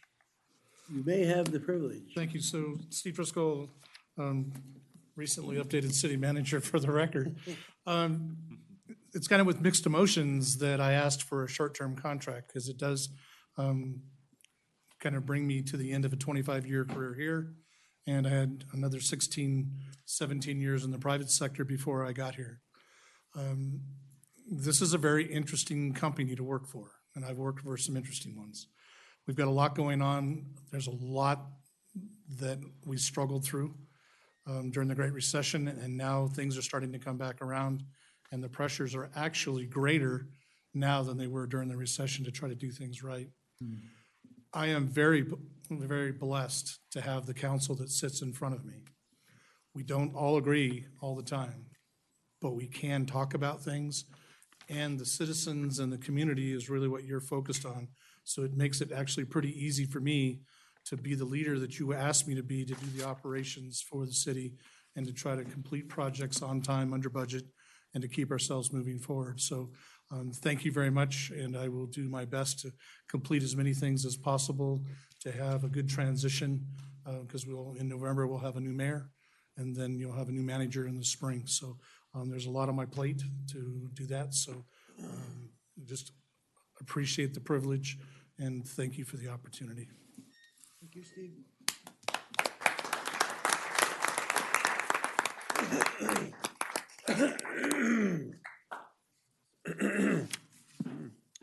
Okay, let's move, if I can talk. Let's move on to 9.10 as a first reading. This is a first reading of Bill Number 2737, an ordinance amending Chapter 12.24 of the Sparks Municipal Code to prohibit smoking and vaping in city parks and providing other matters properly related thereto. This is the first reading for Bill Number 2737. The public hearing and second reading of this bill will be conducted at the regular city council meeting on Monday, June 25th, 2018. 911 is a first reading. This is a first reading of Bill Number 2738, an ordinance by the City of Sparks to approve a development agreement with Jacklink Aggregates LLC and QC LLC concerning the development of a parcel 386.87 acres in size located at 555 Highland Ranch Parkway, Sparks, Nevada, and other matters properly related thereto. This is the first reading for Bill number 2738. The public hearing and second reading of this bill will be conducted at the regular city council meeting on Monday, June 25th, 2018. 912 is the first reading. First reading of Bill number 2739, a general ordinance providing for the annexation of certain lands to the city of Sparks, lands more specifically described as assessor parcel number 083-011-15, a site approximately 386.87 acres in size, owned by Jacklink Aggregates LLC, located at 555 Highland Ranch Parkway within the city of Sparks' sphere of influence, and providing other matters properly relating thereto. This is the first reading of Bill number 2739. The public hearing and second reading of this bill will be conducted at the regular city council meeting on Monday, June 25th, 2018. 913 is the first reading. First reading of Bill number 2740, a general ordinance rezoning real property approximately 386.87 acres in size and located at 555 Highland Ranch Parkway from A40 agricultural to SF6 single-family residential, 6,000 square feet lots, and C2 general commercial, and providing other matters properly relating thereto. This is the first reading for Bill number 2740. The public hearing and second reading of this bill will be conducted at the regular city council meeting on Monday, June 25th, 2018. Okay, moving on to planning and zoning. Item number 11.1, consideration of and possible action on an appeal of the Sparks Planning Commission decision to deny a request for a conditional use permit to allow a major recreational facility, roping and dancing, horse culture, and arena on a site, on a parcel 10.66 acres and the size subject to the A40 agriculture 40-acre minimum lot size. Zoning located at 7660 Petrina Way, Washoe County, Nevada. Go ahead, gents.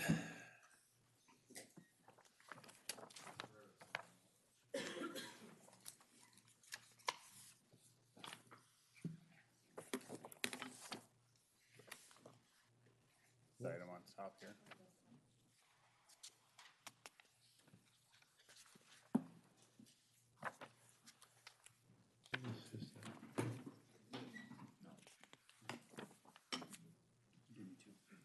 Item, is it?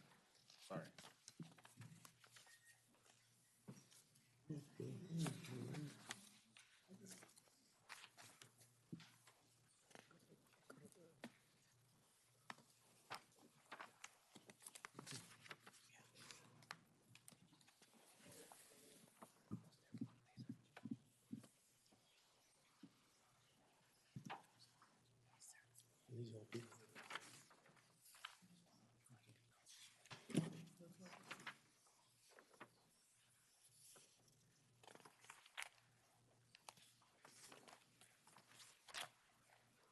All right, sorry about that. Mayor Martini, members of the Planning Commission, or sorry, old habits. Members of the City Council, Ian Crittenden, Senior Planner for the record. So this is a request to appeal a decision made by the Planning Commission on a conditional use permit. If you look at the vicinity map I have up right now, unfortunately, this map has an error in it. It's actually the parcel just to the south of the one that's highlighted in blue. This parcel is located at 7660 Petrina Way. It's actually not in the city of Sparks. It's in our sphere of influence. The reason that it was being heard by the Planning Commission and subsequently is being heard by the City Council is that the areas in our sphere of influence, we have planning jurisdiction over those areas. And so when an applicant has a desire to do something that falls within the established uses or those uses that are listed as conditional uses on a parcel, the Planning Commission hears those as they're in our sphere of influence. The primary use of this property is as a single-family residential use. That use would continue under this, the conditional use permit that was requested. If approved, the conditional use would just add an additional use of a additional seasonal and intermittent use of the major recreational facility, which is specifically a roping and dancing horses event. As mentioned, this area is in our sphere of influence, and we do have planning jurisdiction over the area. We have a protocol agreement that is part of our exercising our extraterritorial jurisdiction over this area pursuant to NRS 278.02788, just for reference there. So this area was included in our sphere of influence in 2006. It was master planned, was updated in 2007 from general rural to OS, and then again it was incorporated into the West Pyramid Plan in 2008, which changed the land use from OS to a combination of OS and LLR. Again, this map has the same issue of being one parcel too far to the north. It's actually this parcel here that's being is the subject parcel.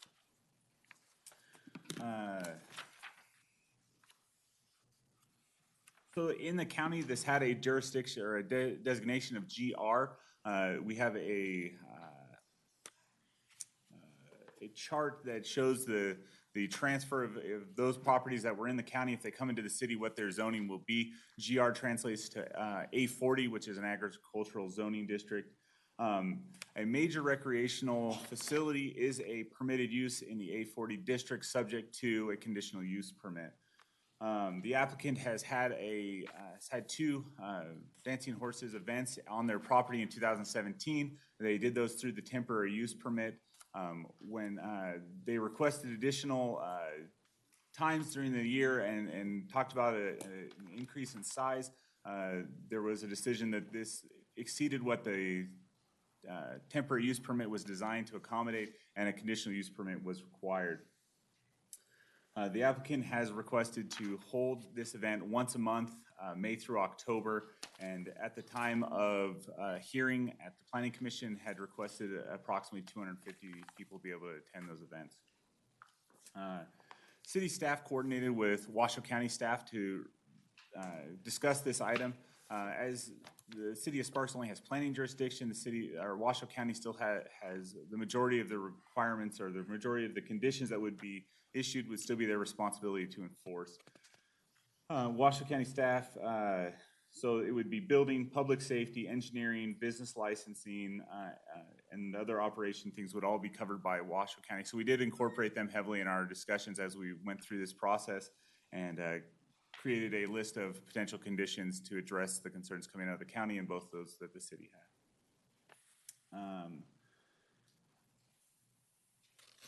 So at the May 3rd, 2018 Planning Commission meeting, the Planning Commission reviewed this item and denied the request. On May 14th, the applicant submitted a request to the city clerk appealing the Planning Commission's decision. At the May 3rd public hearing, there was a lot of public comment, the majority of which was in opposition to the request. The Planning Commission voted unanimously to deny this request based on an inability to make finding C2. Finding C2 states the conditional use permit, or the conditional use will be compatible with the existing or permitted uses of the adjacent properties. The Planning Commission decided they could not make this finding as stated in the motion for denial. Their motion was, I move to deny the conditional use permit CU 18-006 associated with PCN 18-0013 because the proposed use as submitted and conditioned is incompatible with the existing or permitted uses of adjacent properties, contrary to finding C2 for the following reasons. A roping and dancing horse cultural event use is out of character for the area. The residential nature of the neighborhood in which the use is being proposed, the limited routes of access to and from both the subject property and the adjacent properties, and the inherent intensity, size, and regularity of the proposed event. In his appeal letter, the applicant proposed two changes to his original conditional use permit request. The first was a reduction from 250 guests, a limit of 250 guests, to 100 guests. And the second proposed change was to have no alcohol be allowed or sold at the event. The city council has a variety of options with this case. They can affirm the planning commission's decision in the denial of this. They can affirm their decision, but for different reasons, listing different conditions or findings you felt could not be made. You can remand the case back to planning commission to re-review based on new information, or you can reverse the planning commission's decision and approve the conditional use permit associated with PCN 18-0013. If the city council decides to approve the conditional use permit, it will need to make findings C1 through C5 and specify the conditions of approval they would like to use. You have had handed out to you, and I apologize for the big hunks of paper, but that's necessary. One of those packets is all of the public comment that was received after the packet was sent out to planning commission, or city council, excuse me, get these old habits of going to planning commission. The second is a set of documents that the applicant submitted in support of the things that they're going to do to meet those requirements that were discussed at the planning commission, or the conditions that were discussed at the planning commission to help support their ability to make those. That is the end of my presentation. I'm available for any questions you may have for me. Questions for Ian?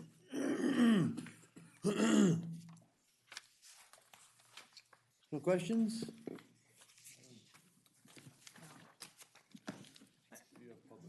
Mr. Darren, yeah. You have public comment on this? Yes, sir, and then some. So, no questions? Yeah, I'll wait. Okay, we'll open, this is a public hearing item. Excuse me, Mr. Mayor, the appellant is here. Pardon me? The appellant, Okay, sorry. I don't remember, the Medina, Mr. Okay. Medina, and his daughter is here. We are the appellants in this, so Sorry. it might be appropriate to hear comments from them prior to the public comment. Okay, Mr. Medina, come on up, sir. Good afternoon. I'm Mr. Martini. So my name is Lupe Medina, and I have my partner here, my daughter, Yahaira. I'd like to give you guys a little bit of details about what we're trying to keep going or keep doing here. This is just about keeping and share our culture, meeting kind of a Mexican rodeo, which is not a true Mexican rodeo. This is more like team roping and dancing horses and whole family rodeo activities from kids, grown-ups, up to adults. And I'm hoping to get this permit approved tonight so we can keep, like I said, keep our culture, because it really helped us for the last 10 or 15 years that we've been doing this on the area. We used Gandolfo Arena back in the day with Mr. Joe Gandolfo and Joe Salinas, and we met up there with Mr. Martini. And it's been very, very helpful to keep our family together, meaning that it's an opportunity to get everybody involved on those activities on a weekend, and keep our children out of the street from doing a lot of not so smart things that they were doing back then. So for me and my family, it's very important. This is not about business at all. We were trying, last year we submit a special use permit for those two events, and that everything was totally fine. We tried to do it the same thing this year, and they forced us to go the next step or the next level, which is conditional use permit. That was not our intention. We were trying to keep it. They special use permit. And so that's all I had to say right now. I hope you guys understand, and I hope I can get you guys' support tonight so we can keep doing this, because it's been, like I said, it's been very, very helpful for me and my family to keep our kids on school, keep our growing up kids going to college and the university, and spend a lot of time with horses. It's been very, very good therapy for them. And it's been very helpful for people that I didn't even know back then. Now I have a lot of friends and family that wants to go to the horses because it helped them to keep their family events together and keep their childs out of the street. And that's my major, idea. So, and Jackie here, she has something else to say about this event. Go ahead, Jackie. Okay, my name is Yahaira Medina, and I wanted to give some more information on the basics of the event. So I'm here with my father, Lupe Medina, and we wanted to make it clear that these events will only be held once a month. We wanted to do them between May and October, so a total of 6 events. We originally requested for the events to have approximately 250 people. But due to the comments given, not just only from our neighbors, but also concerns from our last meeting, the traffic was a condition and something that they were kind of wanting not to happen so much. So we decided to lower it down back to 100 people, which is what we were permitted with the special use permit last year, the 2 events that we did get approved. The main point of the event, like my father said, is to share the culture. We do already do dancing horse, kind of, not like a huge show, but we've done parades here in Reno and Sparks, Carson City, Virginia City. And we want it just to be not just those 5 minutes that you see us walking through the parade, that you see these horses dancing in the small show. We wanted to expand it a little more and have it on this property.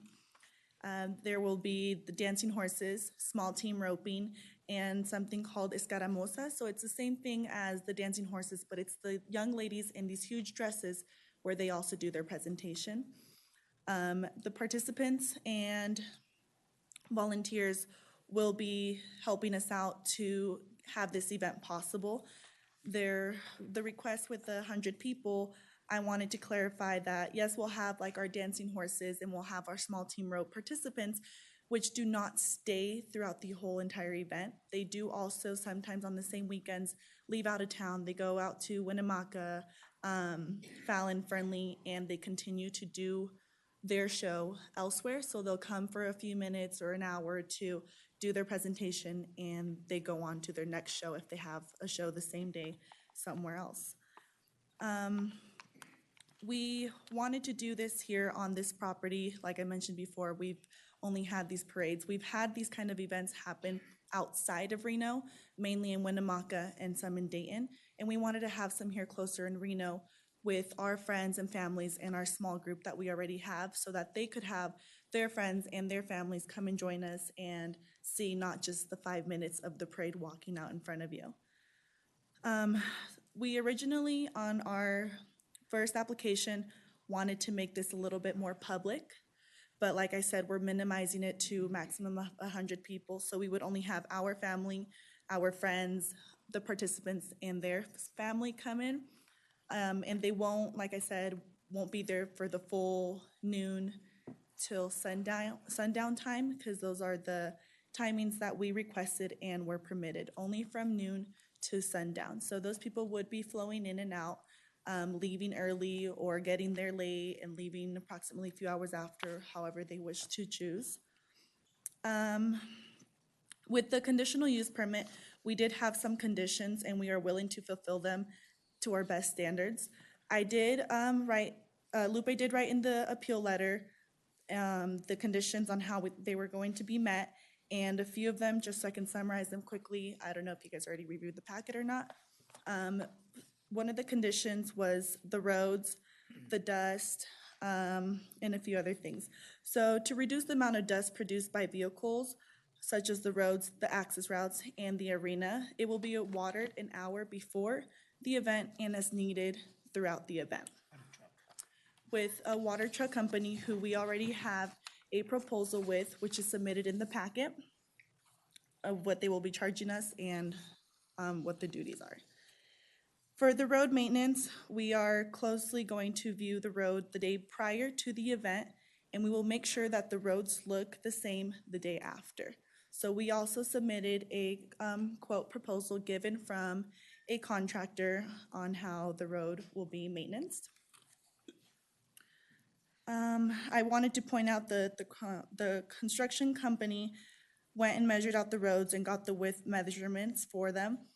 From where the dirt road starts on Dolores Drive, it is 28 feet wide, and on Patrina Way, it is 20 feet wide. For our fire access, there will be a all-weathered fire access lane that is approximately 25 feet as requested from the Fire Department of Washoe County.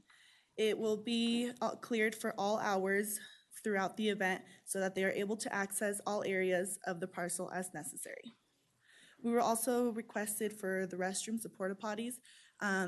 We have a contract and proposal in place as well. There were 10 non-sewer toilets for the guests and 2 for the employees. That was our conditions for the 250 people. I am not sure how many we will be needing now for the 100 people. On our last events, we had 5. For the amplified sound, a lot of the neighbors' concerns were the noise. They said that it was too noisy, that they didn't feel very comfortable about it. So City of Sparks did give us that we cannot exceed the amplified sound of 65 decibels. We have bought a digital decibel sound meter and we'll be using it around the borderline of the property to make sure that the noise does not exceed the 65 decibels. For the hours operation, as I mentioned before, it'll be only from noon and it'll be shut down by sunset, meaning the event will stop at sunset. We will still have a few of our volunteers and family members who will be helping us clean out the property and shut everything down completely. We are no longer going to be selling alcohol. There will be no alcohol sold throughout the event. We will still have a food truck with the proper licensing with Washoe County pre-approved. Once we get approval of this, we will let them know which food truck we would like and have their approval before the event. For the lighting, there will be no lighting whatsoever throughout this event. It's not needed. We will be done by sundown, so there's no lighting needing at all. For the waste removal, we will have, we were told that we had 48 hours after the event to remove all of the trash, and we have already also put in place a bigger dumpster or a few trash cans to be able to remove all of the waste. And any further conditions that are given to us today or so on, we will also try to meet to our best standards. Is there anything else you want me to? About the funds? Oh, so on our last hearing, we were asked if we are doing a cover charge. We are not charging at the entrance. This is not a business, but we will have certain days where it will be a fundraiser, and we will give those who come to see our event an opportunity if they would like to donate anything at all. It could be $1, it could be $5, whatever they wish to donate. They don't have to, it is optional, and it would be for whatever fundraiser we would do. If it's for a family member or friends or whatever the event is. Okay, is that it? I think so. Any questions? Any questions? Mr. Smith? Yes, thanks for that presentation. How many years did you do Gondolfo? We only use, myself, we only use one year. I think we put up like 3 events, and that was, wow, I think it was like 7 years ago, six years ago. So you haven't done it recently? Not a Gandolfo Arena, no, because right after we use it, I think Gandolfo Arena got rented to Reno Rodeo, right. and then we couldn't do any more events there. Okay. And then Mr. Joe Gandolfo moved out to Texas, and then we lost contact, and then we started doing it like Dayton and Winnemucca, and then we do a lot of fundraising events, and we've been doing it around Reno and Sparks, and obviously, we have like, we are a big group of charros and vaqueros, and then most of them, they have a house with a couple of acres backyard, so that's where we put up all these fundraising events, and then we're having a lot of problems because the neighbors are so close, and I mean, I do have a list of people or folks that are really hurt and need help one way or the other. And that's what pushed me to build up this arena with, so we keep doing this events. But no, 6 years ago, that was the last time we used Gandolfo. Okay, one of my concerns is you're going to limit it to 100 people. How do you do that? How do you say you wanted 250, but now you want to go to 100? How do you control that? Right. So the reason why we went up to 250 from 100 people from last year, the only reason for that is because when we submit our application this year to have the same kind of permit that we used last year, Cedar Sparks told me, no, we cannot do that anymore. You have to go to the next level, which is 250, and you gotta apply for the conditional use permit. But that wasn't my intention to apply for. My idea was to apply for the special use permit, which is up to 100 people limit. Now, how am I gonna control how many people is gonna be there? We don't need more than 100 people to put up these events. We never have. The year that we used Gandolfo Arena, we did it as a business 6 years ago. After that, we started doing it just for culture, fun, and family get together. Okay, so I invite my friends, and I have a number of friends that are invited, and they're allowed to bring, they said, 10 people per party, and that's how we control that. And then we get together prior to each event, and then that's where we talk about expenses, how much we're gonna spend renting our steers, how much we're gonna spend on beverage, how much we're gonna spend on the water truck, how much we're gonna spend on all the expenses, and then so we split that expenses to our group. If we're like 10 or 15 at that time, we split the expenses between the 15 participants, and then we split the amount of people that are allowed to the event. So we all know that we cannot exceed more than, I would say, 10 people on my party. And then we have volunteers, security, that they are working as a security, professional security and stuff, and they keep, even though this is not a business or anything like that, we keep checking every single car that comes into the property, checking on no alcohol, no glass bottles, no weapons. So they keep checking. Everybody has a number, and everybody has a number of participants that are allowed to the party. And that's how we control that. Thank you. Yeah. Mr. Dare. So you said you already had a couple of these, and in your opinion, and know that we've heard quite a few different opinions, how did those go? Because your neighbors have got to see them, and that's part of why they don't want these, is because there were some problems. Well, actually, we didn't know that our neighbors had some issues about this or disagreement until May 3rd that we met here, or a week prior to May 3rd that Cedar Sparks sent in notifications to them. A lot of our neighbors appeared to our events last year, And every single one that appeared to the events, they were all happy and they enjoyed our event. Nobody called me at any time saying that it was some issues with the dust control, because we did use dust control on our events. Not only because we want to keep our peace on our neighborhood, but also because we don't want our family and our animals on events like this with no dust control, because we have kids, we have family, all the time. So I always use the water truck on our event.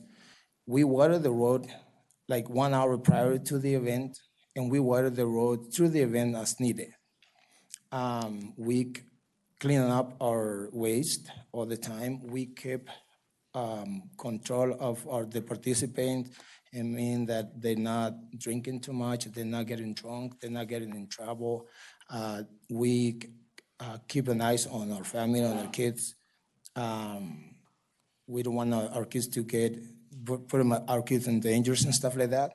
So we didn't have any complaints at all. No phone calls, no police shows up, nothing on our last two events or the last year. I was very, very surprised that how many opposition was made before May 3rd about this event. And I think I understand why, because it was a misunderstanding between what I was actually going for and what City of Sparks forced me to apply for. There was two different things. I was applying for a special use permit that allows me to have 100 people in this event, not for the conditional use permit that stays on the property.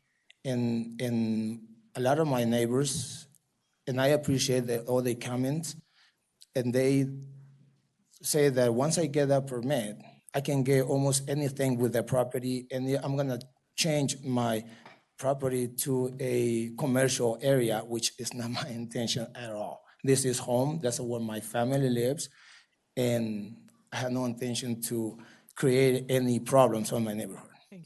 I have another answer for that as well. So at our last two events, we did actually go and invite a few of our neighbors. We were not able to reach them all at their hours that we went. Not everyone did answer their door. And so we did go out and notify them that we were going to have these events and invited them. There were, like my father said, a few neighbors who did come. They said who they were. They said hello. They enjoyed the event, and they were supporting us at the moment. I don't exactly know who they were. I will not mention either. But there were a few neighbors who did go to the events, and from what they told us is that they enjoyed it. So then when we got all these comments and negativity, it was surprising to us as well. Thank you. Any other questions? I have a question. Tracy, do you remember back then when we were doing these rodeos for Mr. Salinas, Joe Salinas? Were you part of that group too, Lupe? No, I got in that team after Joe Salinas and a couple other guys put up the first events at Joe Gandolfo. Okay. And that's why I got involved, because they called me to help them out, because I think it didn't go well the first couple of years.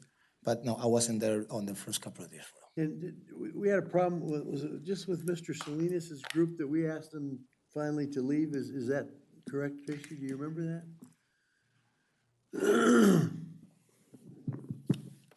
I know it's been a long time ago, and I'm trying to remember back, and it's tough for me to remember what happened. Yes, Tracy Dominguez, Parks and Recreation Director, for the record.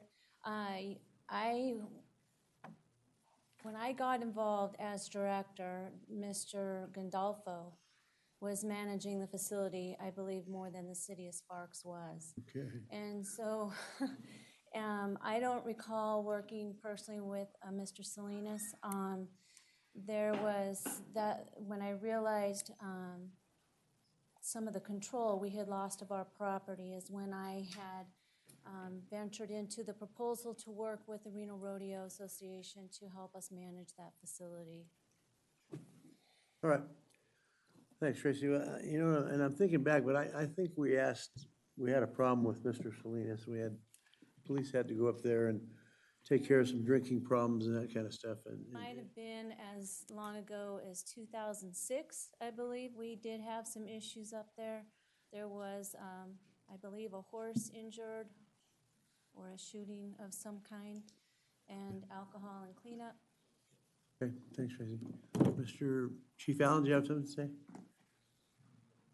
Advice of his attorney. He doesn't have anything to say? Mayor, I'm just concerned about that we Off the stay on. topic?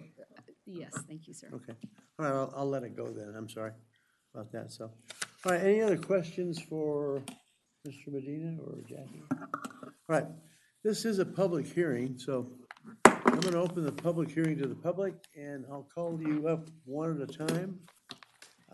There's quite a few speakers here, so if you just opposed or want to see this happen or for this to happen, if you don't have a lot of things to say, just please tell us you're opposed or for. Try not to go over the same areas somebody else has gone over 5 or 6 times, because if you do, then we're gonna be here for a long time, and I don't think you wanna be here for a long time, so. We wanna get to the end of this before my life is over, I hope. So, like I said, we have a lot of speakers, so let's hold it down as much as you can. Having said that, if you need the whole 3 minutes, you'll have it, not a problem. I won't cut you short. All right, let's start. Wayne Patterson? I have in opposition. Do you want to speak? Yes. Go ahead, sir. I am in opposition. My name's Wayne Patterson. I live at 7325 Patrina Way. Congratulations today, Mr. Mayor. Thank you. One of the reasons I moved to Sparks is because it is a much friendlier place, and I grew up in Reno, moved to Sparks, and now I'm out here in Spanish Springs, and in keeping with the friendly atmosphere out here, one of the things that happened with me and the Medinas several years ago is I came around the corner of my garage, and here's this attractive young woman with a little girl selling Girl Scout cookies. So caught me off guard because, you know, there's not many folks circulating around out there, and I don't see many Girl Scouts out there too often. So anyway, she explained to me where they lived, and I says, you know what, okay. I says, why don't I get a couple of things of cookies? So I gave the little girl $20, and I says, you keep the cookies. So my point being, we're trying to be friendly out there. And in line with what Mr. Medina's saying, we want to be a community and we want to get along. But this, to me, goes beyond anything that is really feasible for that area.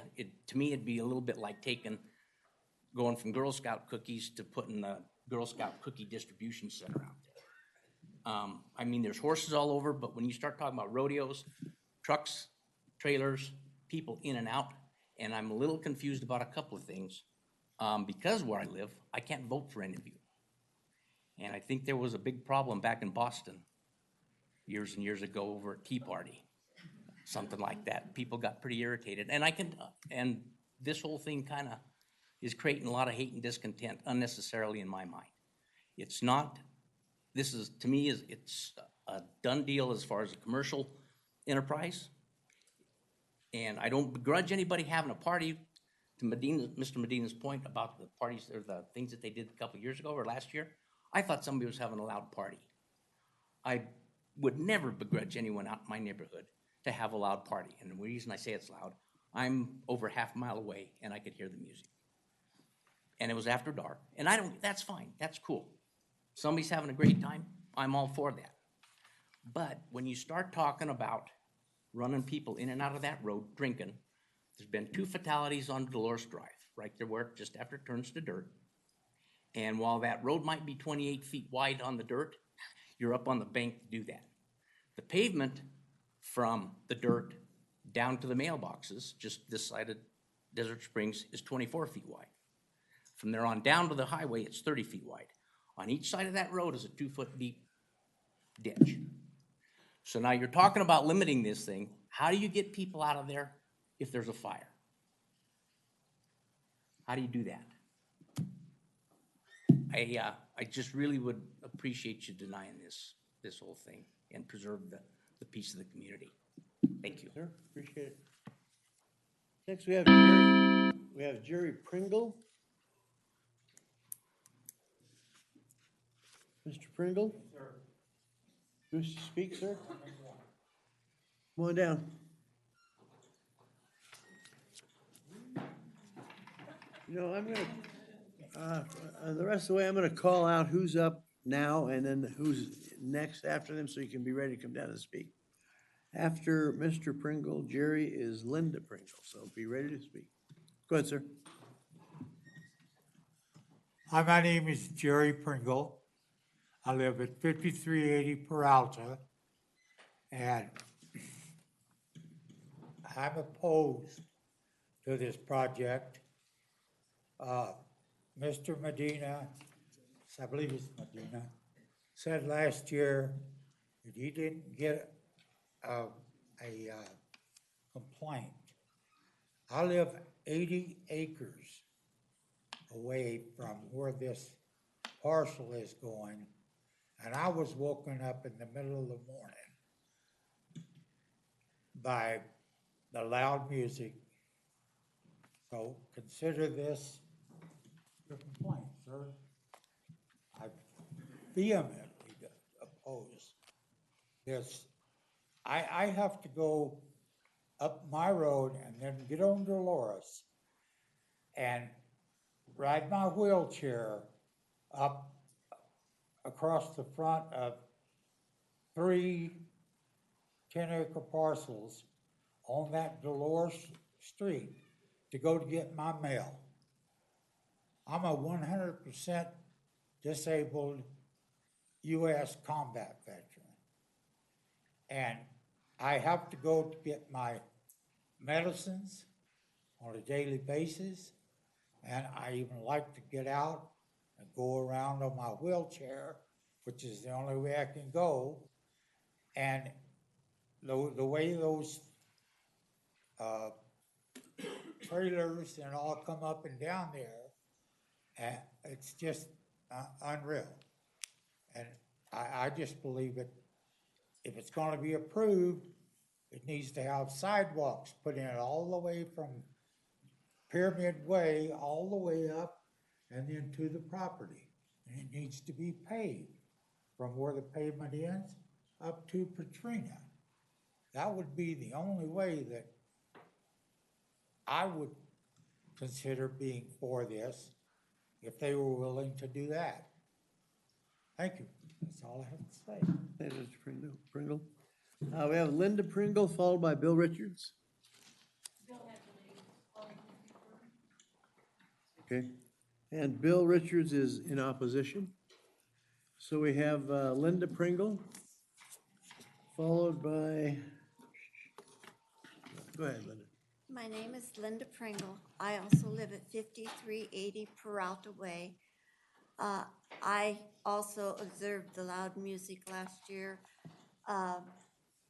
in a massive quantity. But my concern is when you turn on Dolores, we have 3 streets that are narrow, that have a ditch on each side, and there are kids living on those streets. I have grandchildren, great-grandchildren, and I would just fear, in fact, a couple of the ladies I talked to said she can't even take her kids unless she puts them in a stroller because the people up that street go so fast, and she's afraid that her kids are going to get hit. And that's my concern, is kids getting killed on that road being so narrow without sidewalks and with ditches. And that's my concern. I'm concerned for children. Thanks, Linda, appreciate it. Violet Richards, followed by Linda Davis. Welcome, Violet. Thank you, Mr. Mayor and Councilman. I am also vehemently opposed to this process and project. Just from a personal perspective, on the 2 weekends that they had these events, I walk my dog or I often ride my horse up that road. There were many people who were intoxicated already on the way up, and I had to jump into a ditch with my dog to not be hit by a car. So my dad, who had to leave, and I are both opposed to this. And as far as Gandolfo Arena goes, I am with Reno Rodeo, and because of our PRCA credentials, we cannot lease to them, we feel, because they don't meet PETA standards, and we have to really watch that. So I'm opposed. Thanks, Pat. Okay, Linda Davis, followed by Maria Medina. Linda Davis. I live 4 parcels west, clear at the end of Dolores. I travel the whole dirt road to get home. So when they had the last event, I, like many of my neighbors, thought they were just having a one-time party celebration. Great. It was loud. I heard it. Whatever. But having it repetitively is much more than an annoyance when you talk about the traffic. And if it's not commercial, I guess I'm wondering if he now has to file for nonprofit status to have these fundraisers, but that's up to the, you know, the requirements of this event. The conditions that the Planning Commission put on him were extensive. And I guess I'm wondering who's going to police it and shut it down when these conditions are not met, because they were very extensive. Long-term, I guess I'm afraid this special use could turn into opening the door for larger commercial things in this residential neighborhood, and it is residential. And my personal concern is that Washoe County can't respond to the neighbors' complaints should they complain. How long would it take to resolve those issues, and how long would it take to shut it down when the conditions are not met? So I guess in the end, I believe special use should not be a repetitive infringement on the neighbors. As everybody said, it's dangerous, lots of traffic, more noise, more dust, more garbage, no fencing to contain the blowing garbage down into other properties. So I am opposed to it. Thank you, and good luck to you, Mayor, and your wife. Thank you. Okay, Maria Medina, followed by, is it Yesel? Pardon me? Maria Medina wishes not to speak.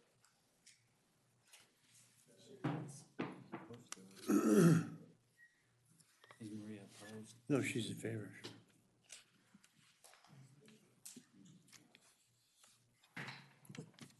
Hi, I'm Yesel Medina. I live at 7660 Petrino Way. As my dad spoke, that I think there is a very big misunderstanding of what these events are for. When I think of a major recreational facility, I feel a festival, huge festival, which I think it's not what we're trying to go for.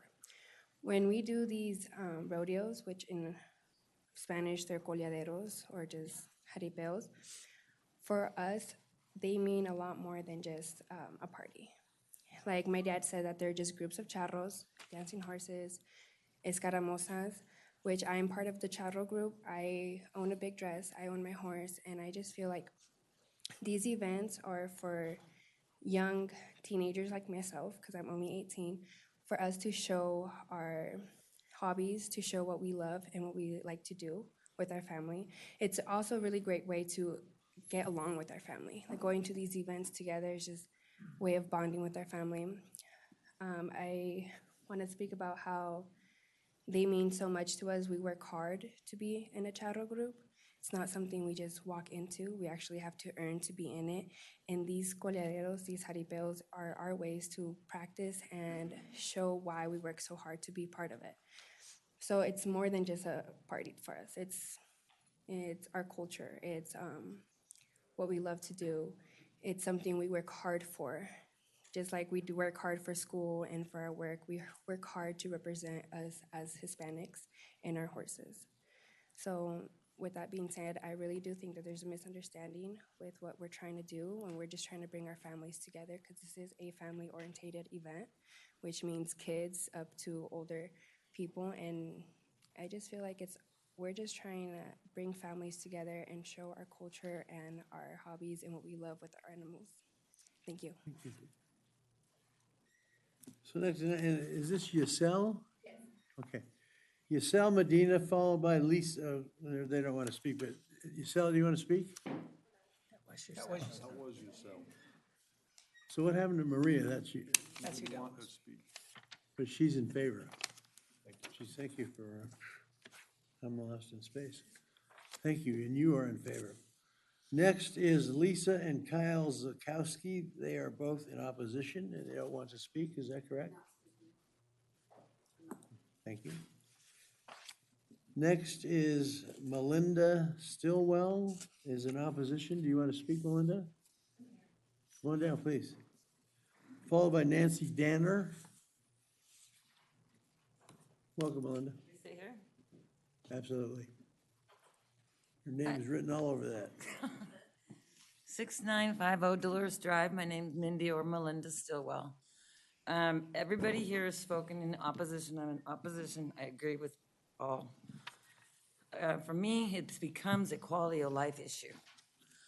I cannot live directly below them and listen to that music all night long. I work too hard to come home, and I want peace. They cannot keep that music down, and they cannot stop that traffic. I live across the street from Violet and Bill, and all that traffic comes right down my, up and down, up and down. I could count it. So I don't know how they're gonna control that. Yes, I'm very emotional about this because I've lived there for 31 years. I lived there when it was a dirt road, and I rode my horse down to the mailboxes. We never had these issues. I don't want to take up all the time because I am very passionate about letting my neighborhood remain the way it is and not bringing some commercial venue and all the traffic into my neighborhood. And I'm sure everybody behind me speaking has better points because I do get really emotional. Thank you. Don't feel bad about being emotional. It's my home. I'm with you all the way. I'm Great a little job, emotional Tino. myself. Great job. Next is Belinda Stillwell. That was Melinda. Next is Nancy Danner, followed by Cheryl Gottfelty. Go ahead, Nancy. Let me mark you off so I don't call you again. Okay, Mark go me ahead. off. My name is Nancy Danner. My husband and I have lived at 7790 Dolores Drive since 1995. I'm a little confused with some of Mr. Medina's comments about his group of friends. He's got 15 people that are participating in this, and they each get to invite 10 people. I thought it was family, so I don't know. Is it family? Is it friends? 150, 100? I'm a little confused. Cultural institution. It states in all of the Sparks papers that you get, the numbers, I don't know what the number is. Cultural institution primarily engaged in the performing arts or preservation of objects in the arts of science that are open to the public on a regular basis. This does not qualify as a cultural event.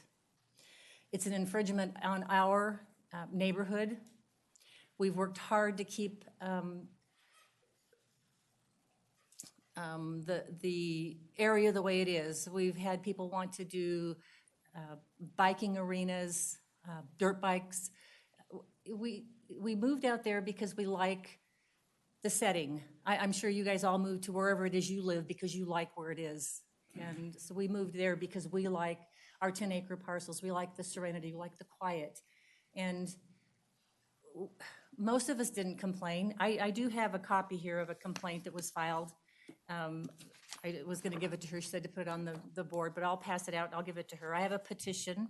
This complaint was filed by a woman on the paved portion because of the traffic and the trailers.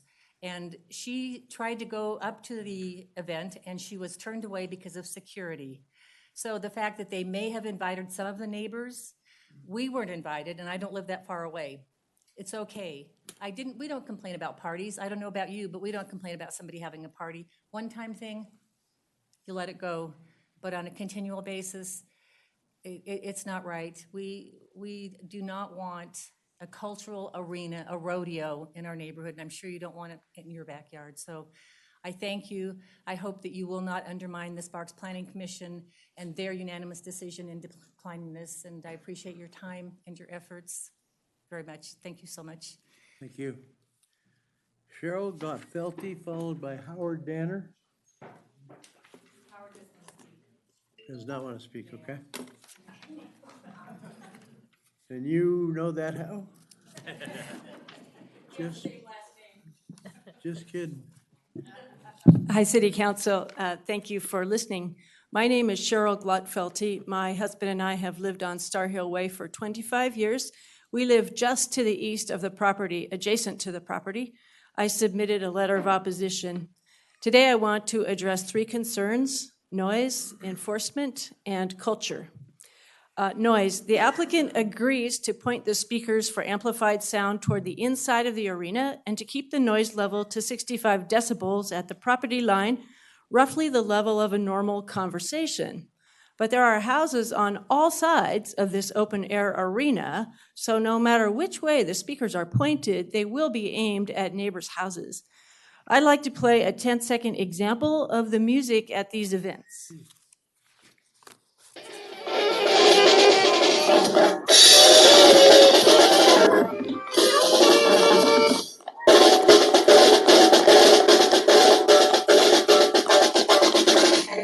Okay. Cheryl, thanks for doing that for 10 seconds at the planning Yeah, commission. right. I think you did So it. that's You did it that for was 1 not minute. even 10 seconds. We were blasted with about 10 hours of this very loud music each day of the event. And I doubt that it is even possible to have amplified music of this kind that can stay under 65 decibels, which brings me to enforcement. The applicant promises to follow all the conditions of approval and more, but who is going to enforce compliance? Who is going to monitor these events? It should not fall to the neighbors to play watchdog, especially since residents have called the sheriff in the past, but no one came out to enforce code because they were called out for more important things. Finally, the applicant emphasizes the cultural heritage of dancing horses, but I spoke with Commissioner Scott Carey, who helped to draft RC24, the cultural resource aspect of the master plan, and he explained that RC24 is intended to preserve historic buildings and archaeological sites, not events. So bringing culture into this decision is a misinterpretation of RC24. Furthermore, I would add that just because a use is cultural does not mean that it is appropriate for a residential area. If I come from a family of rifle shooters, does that mean that we should be able to hold rifle shooting events on our property? Thank you. Thanks, Cheryl. Appreciate it. Thanks, like I said, thanks for the 10 seconds instead of the 1 minute you did at the planning commission. I have Nick Pan is something, I can't read it, but is in opposition, does not wish to speak, is that correct? Say what? Panacidi? Says you do not wish to speak, or do you? I do. Okay, come on up.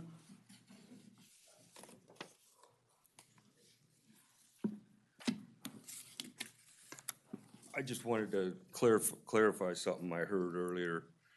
Last year, I was not officially invited to the event, but I live 3 parcels away, and I heard all the ruckus and wanted to find out what was going on. So I jumped on my ATV and went down there to check it out. And I got in a line. I was probably 5 people back to get in the gate. And I was watching the security guard just see, you know, what was happening. And he did not check people's vehicles or walk around or look in the window. They were just handing him money and going in. Well, when I finally got to the gate, the security guard said, it's $10 to get in. I said, well, I'm just here to check it out and see what's happening. Maybe get a taco and a beer. He said, if you want in the gate, it's $10. I said, well, never mind. So I took off from there, and I never saw a water truck the whole day that I was there that day. Or, like I said, I could see down there from where I'm at. But anyway, I just wanted to make the point that I was told $10 or forget it. Thank you. Thanks, Dick.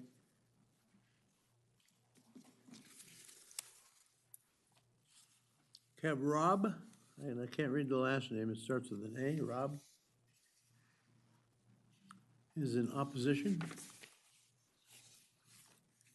Okay. Debbie Walker, I do not wish to speak, I'm in opposition. Is Debbie here?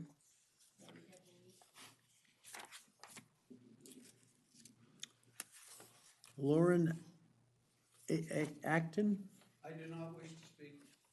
thank you, sir, and you're in opposition. Opposition. Evelyn Acton, I'm in opposition and I do not wish to speak. thanks, Evelyn. Steve Gotfelty, He's not here. He's my husband. He's in opposition. he's opposition and does not wish to speak, obviously. Thank you.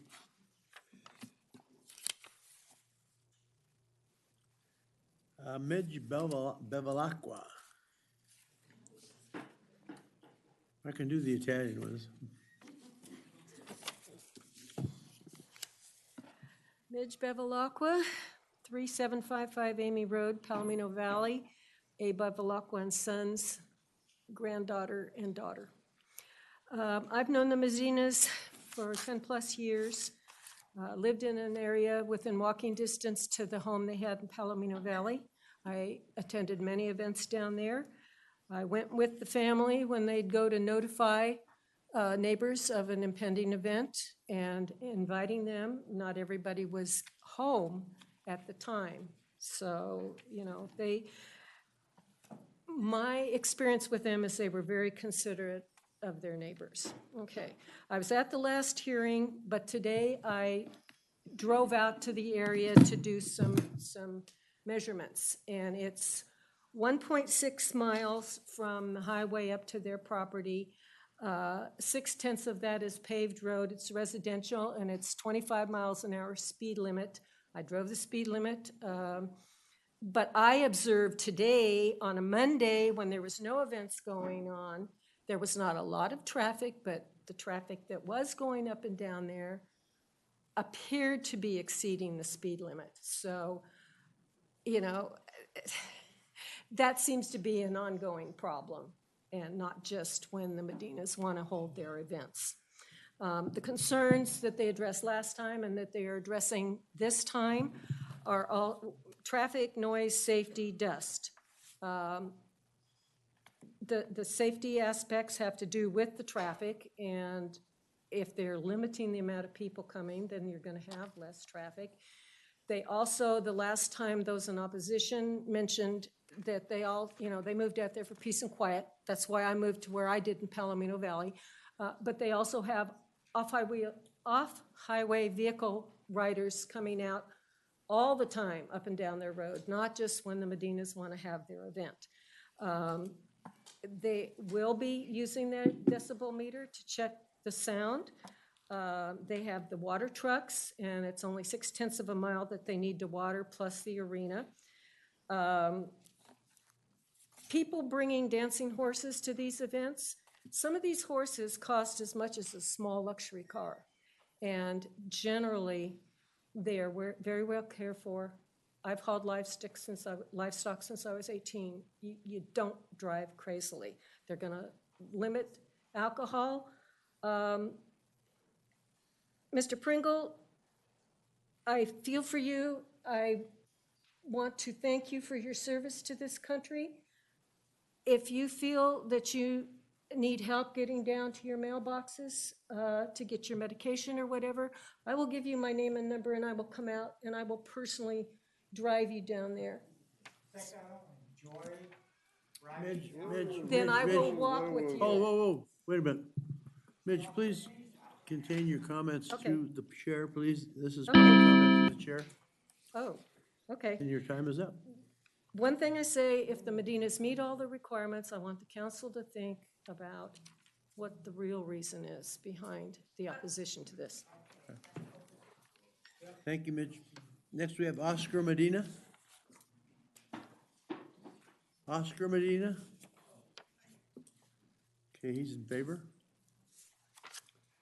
Dan Flanagan wants to speak? Yes. Come on up, Dan. And I have Jeff Gilia, who had to leave and is. Jeff had to leave. Yeah, he's not in favor and he had to leave, so, good. Good afternoon, Mr. Mayor. Congratulations, Sparks City Council members. Thank you very much. My name is Dan Flanagan. I live at 7779 Petrina Way, directly adjacent to the applicant's property. I'm representing myself, my wife, and my 4 children. We've lived in this home for over 20 years and within a mile of the property for 39 years. We're in opposition to the applicant's appeal, the Sparks Planning Commission's unanimous denial decision on May 3rd, 2018, regarding conditional use permit, application case number CU 18-006, associated with PCN 18-0013 for the following reasons. Under NRS 278-02788, which was accepted by the City of Sparks 2003, 2004, 2007, which you've discussed already, which requires Washoe County to enforce all the planning approval requirements that are approved for these exertion or COI areas, sphere of influence areas. The biggest problem I'd like to elaborate is the enforcement issue. When I talk to Washoe County staff, they do not have the staff or ability to enforce any of the 17 to 18 conditions that we have currently. The response time basically for non-emergencies are well over an hour, hour and a half. That's basically why they don't even keep records of the many complaints we have called in. The conditional use permit that's required creates undue and unnecessary burden on a property by allowing non-conforming commercial-based recreational use, ultimately resulting in property devaluations. The only accessibility to this project based on the applicants is through private road easements. These private road easements are not considered for commercial uses. They're not considered anything for just utility and property owner access only. There are no private maintenance agreements. None exist between any of the property owners. I've been taking the funds for over 10, 15 years, and we pay a guy with an excellent blade operator to blade our roads, and it's on a voluntary basis only. The one thing I'd like to say is that Mr. Medina said that no one complained about the events. I specifically went to Mr. Medina, and I told him that he had people that was riding on my property with his equipment. And I also called the Washoe County Sheriff's, and they said that they had no record of my call of that. Mr. Medina claimed that I did not speak to him, which I did directly. The other item I'd like to bring up is Mr. Medina has stated that he allowed 100 people to be allowed in his events. His special use permit in October, September 2017 only allowed 75. So he is claiming that he is in violation of that temporary use permit. Thank you for hearing me, and I request that you oppose this permit. Thank you. Thank you, sir.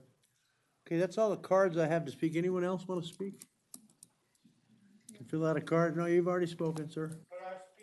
No, sir, you've taken you've had your time, 3 minutes, that's it. We have 4, but none of them are speaking. Okay.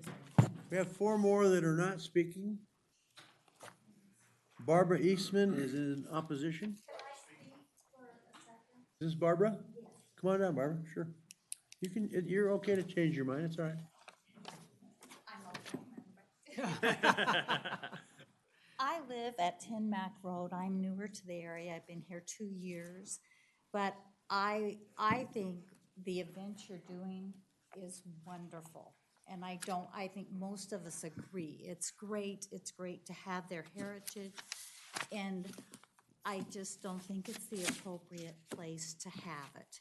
And one of the last comments was the real reason we don't want it there. I have taught and I have retired, and every child in my classroom was my baby. And the only reason this group is against it is just not the appropriate location. It's a great event. We all support the event, but just not the location. That's all I have. Thanks, Barbara, appreciate it. Mike Eastman is in opposition, not speaking. You're not gonna change your mind, are you? I'll leave it. Good, thank you. Darla Phoenix is in opposition and is not speaking, is that correct? Thank you. And Donna Duncan is in opposition, not speaking. Okay, so all the cards. Have anyone else? Last chance. Close the public hearing, bring it back to council for action. Mr. Mayor, I just want to say that my wife Lola and I. Sir Holt, just come on down and speak. Then make sure you fill out a card and give it to the clerk. Because I didn't expect to speak. Okay, give us your name for the record, please. My name is Joe Granata, Granata. Joe. And I just wanted to say that we got here early, so we didn't get to sign any, when we came to the planning commission, we signed a thing, so we're not on your list. I just want to let you know that we're both in opposition. Okay, Thank you. thank you. Now we're closed. Okay, bring it back to council for action. Questions, Mr. Dare? Well, I want to thank everyone for coming. I want to thank the Medinas for being here. And for me, I actually had the opportunity to go up to the road. I've been up to the area. I've seen the site myself. I've watched what was happening, and I've been watching it. This is in the sphere of influence next to my ward. And it is an interesting thing. I don't disagree with our friend who mentioned that we're voting on something in Washoe County, but that's it's not our fault. That's just how it goes. So it is what it is. And so I got to go up and I got to see the thing. It's very important that the Medina family does know. I work with Spanish culture for many years. I'm a pastor and I've worked many times, but this is not the right venue in my opinion. The infrastructure is not in place to be able to hold this. Now, that doesn't mean you can't have your family parties. I appreciate, especially the Spanish family parties. I'm telling you, they are very important to that culture. And so in no way am I trying to diminish that. But it's very important, no matter what we walk through, is that we look at the infrastructure at large. As a matter of fact, I hope that somehow when this is done, and I don't know how my fellow city council will vote or what, but I do hope as a neighborhood you guys understand that as a culture you guys are very valuable to each other because you can learn a lot from each other. But with that said, I'm going to stand with our commission, and I can make a motion if you'd like, or we can talk more about it. But Let's have more discussion Okay. first, Chris. Okay. Is that it? Yeah. Mr. Lawson? Yeah, Ian, could you come down, please? So, help me out, who does the enforcement? And how do they enforce something that we put into motion? So the majority of the conditions will be enforced by Washoe County or a kind of a group effort between Washoe County and the city of Sparks. Ultimately, if there is a violation, the city of Sparks will become involved. So it may be Washoe County Code Enforcement that takes note of the violation and documents it, but it may be the city of Sparks that ends up with enforcement issues in terms of revoking a conditional use permit. I see Mr. Rendell shaking his head. Come on down, Jim. You got something to say? Mondo, can you help me out? This is the sticking point for me. Well, it's going to depend on the particular condition that perhaps the applicant would be in violation of. There are, for example, conditions that are specifically the responsibility of the Truckee Meadows Fire. There are conditions that are specifically the responsibility of district health. So it would depend on the condition, and most of the conditions would be enforced by the by Washoe County staff. Now, if at the end of the day we're talking about violations that warrant possible revocation of the conditional use permit, then yes, at that point the city of Sparks would have to take responsibility. If Mr. Rendell has further clarification, I'm. No, okay, thanks. Yeah.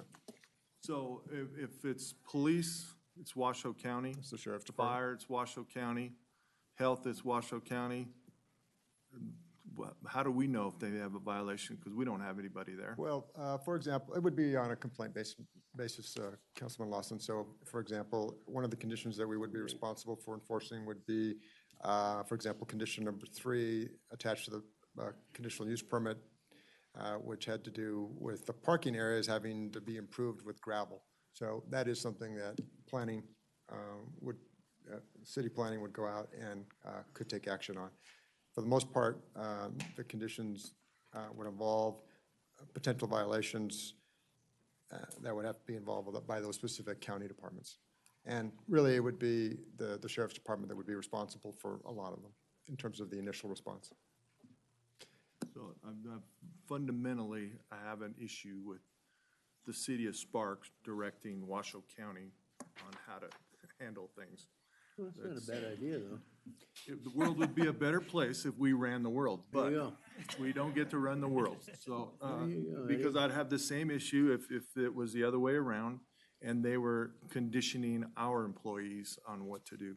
So it's, go ahead, Armando. Well, the only comment I would add on that, Councilman Lawson, is that the conditions were themselves, by and large, proposed by county staff, so it's not that we're imposing them necessarily, but I understand In your point. essence, yeah, theoretically, we're not, but in practice, we are. In that we're directing their employees to be there. So I own a 10-acre parcel, and I can't imagine holding 100 people on a 10-acre parcel, along with, I'm assuming, 30 to 40 horses and 25 to 30 or 40 horse trailers and music and food and making all that work on 10 acres. It's just with your house and your arena and your stables and yard, and I mean, that just seems to me it's a lot in one area. So I'm going to agree with Councilman Dare. I don't begrudge you your culture, and I don't begrudge you to have your parties, but I just don't think it is the right place. And it's too bad that we can't use Gandolfo, but I'm sure there's got to be someplace else that would do it, that can handle the entire deal. There's a lot to that, and those roads are very narrow. I drove out there, and I can't imagine a couple horse trailers trying to pass each other. That it gets a little tight. So, and those bar ditches could cause a problem. So, with that being said, I'm going to lean more towards Councilman Dare's thoughts. Armando, has the county commission acted on this yet? I know the county commission would not act on this. Again, we have planning jurisdiction, so now there are various departments have responsibility. We did coordinate very closely with county staff because of the nature of the request. I understand that, but to me, it makes no sense that we as a Sparks Council are going to act on this thing, which is only in our sphere of influence, and the county commission is not going to act on this? To me, that makes no sense at all. I mean, this is really convoluted and crazy. Ms. Bybee, go ahead. I will share some of my same concern that my other council members have on, really for me, the compatibility within a neighborhood and on a 10-acre lot. I really, for any event, whether it's, I know in other parts of town, there are people who've opened their beautiful homes and properties for weddings. And in a residential setting, to do a commercial or to do a large event in a residential area presents problems no matter what the event is. And a wedding is a perfect example of music and lots of cars, not horse trailers, in and out of a neighborhood setting. And that is the intent of what the property, the surrounding property. I'm really concerned about the fact it's private road.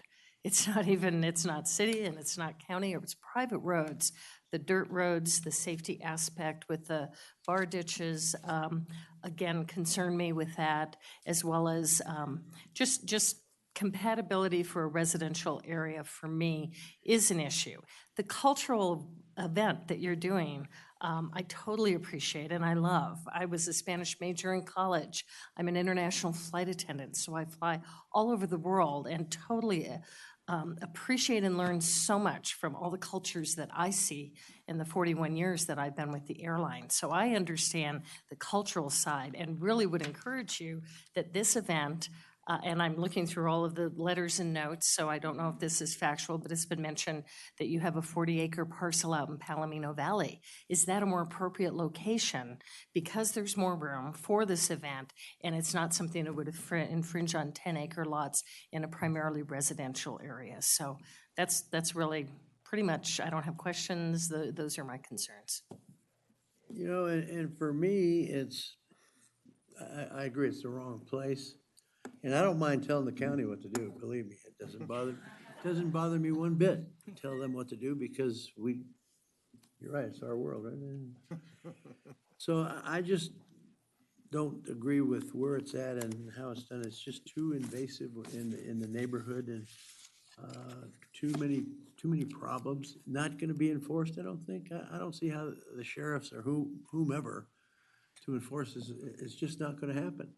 And there's too many crazy things that we have to enforce or somebody has to enforce to make this happen. It's just gonna be, I think it's a nightmare on Elm Street. And we're kidding ourselves if we think it's not gonna be. And I don't mind the people are great people. I respect their heritage. I mean, I have a heritage. I love my heritage and I know they love theirs, so I don't have a problem with that. But I just don't think it's the right spot, and the enforcement problem is not good to me. Mr. Abbott? Yeah, this might be more for Mr. Rundle, but into the future, a special use permit, they can still apply for one with certain conditions we can add on, maybe, or? I'll take the question. Okay. Armando Ornell, Assistant Community Services Director.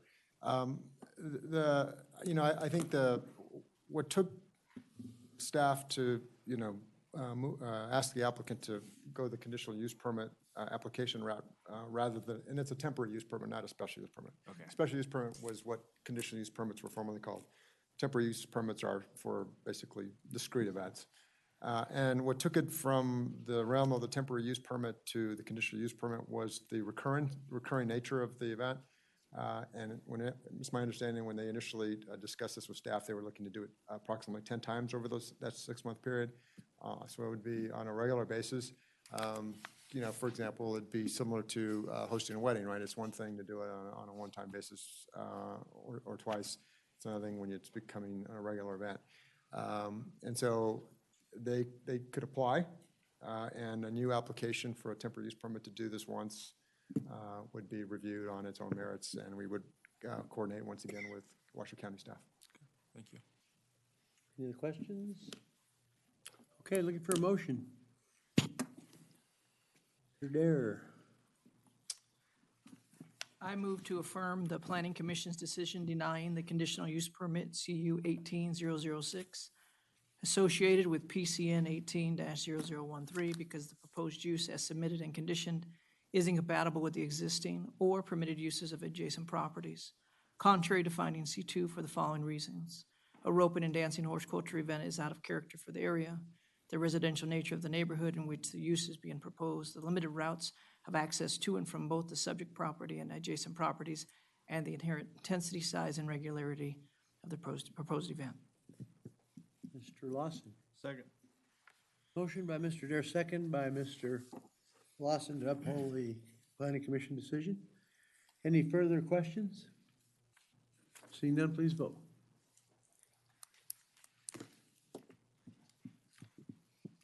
Can't vote. Do we have a problem in the back? Voice vote, please. Pardon me? We have a voice vote, please. All in favor? I forgot how that works. Okay, voice vote. Those in favor, say aye. Aye. Opposed? Okay, passes unanimously to uphold the Planning Commission decision. Okay, thank you, everyone.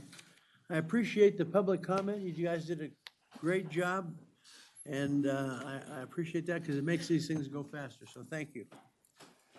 So next we have comments from the public. I have no speaking cards. Anyone in the public want to speak? Seeing none, we'll go to 12.2 comments from the mayor, city council, and manager. No? Well, I'll just say thank you, everyone who was here, and thank you for the awards. I appreciate it. And thank you to my council. excellent people, excellent, doing an excellent job, even when I'm not here. Thank you to our attorneys for keeping me squared away, and I guess that's about it. See no further business, we're adjourned. Thank you.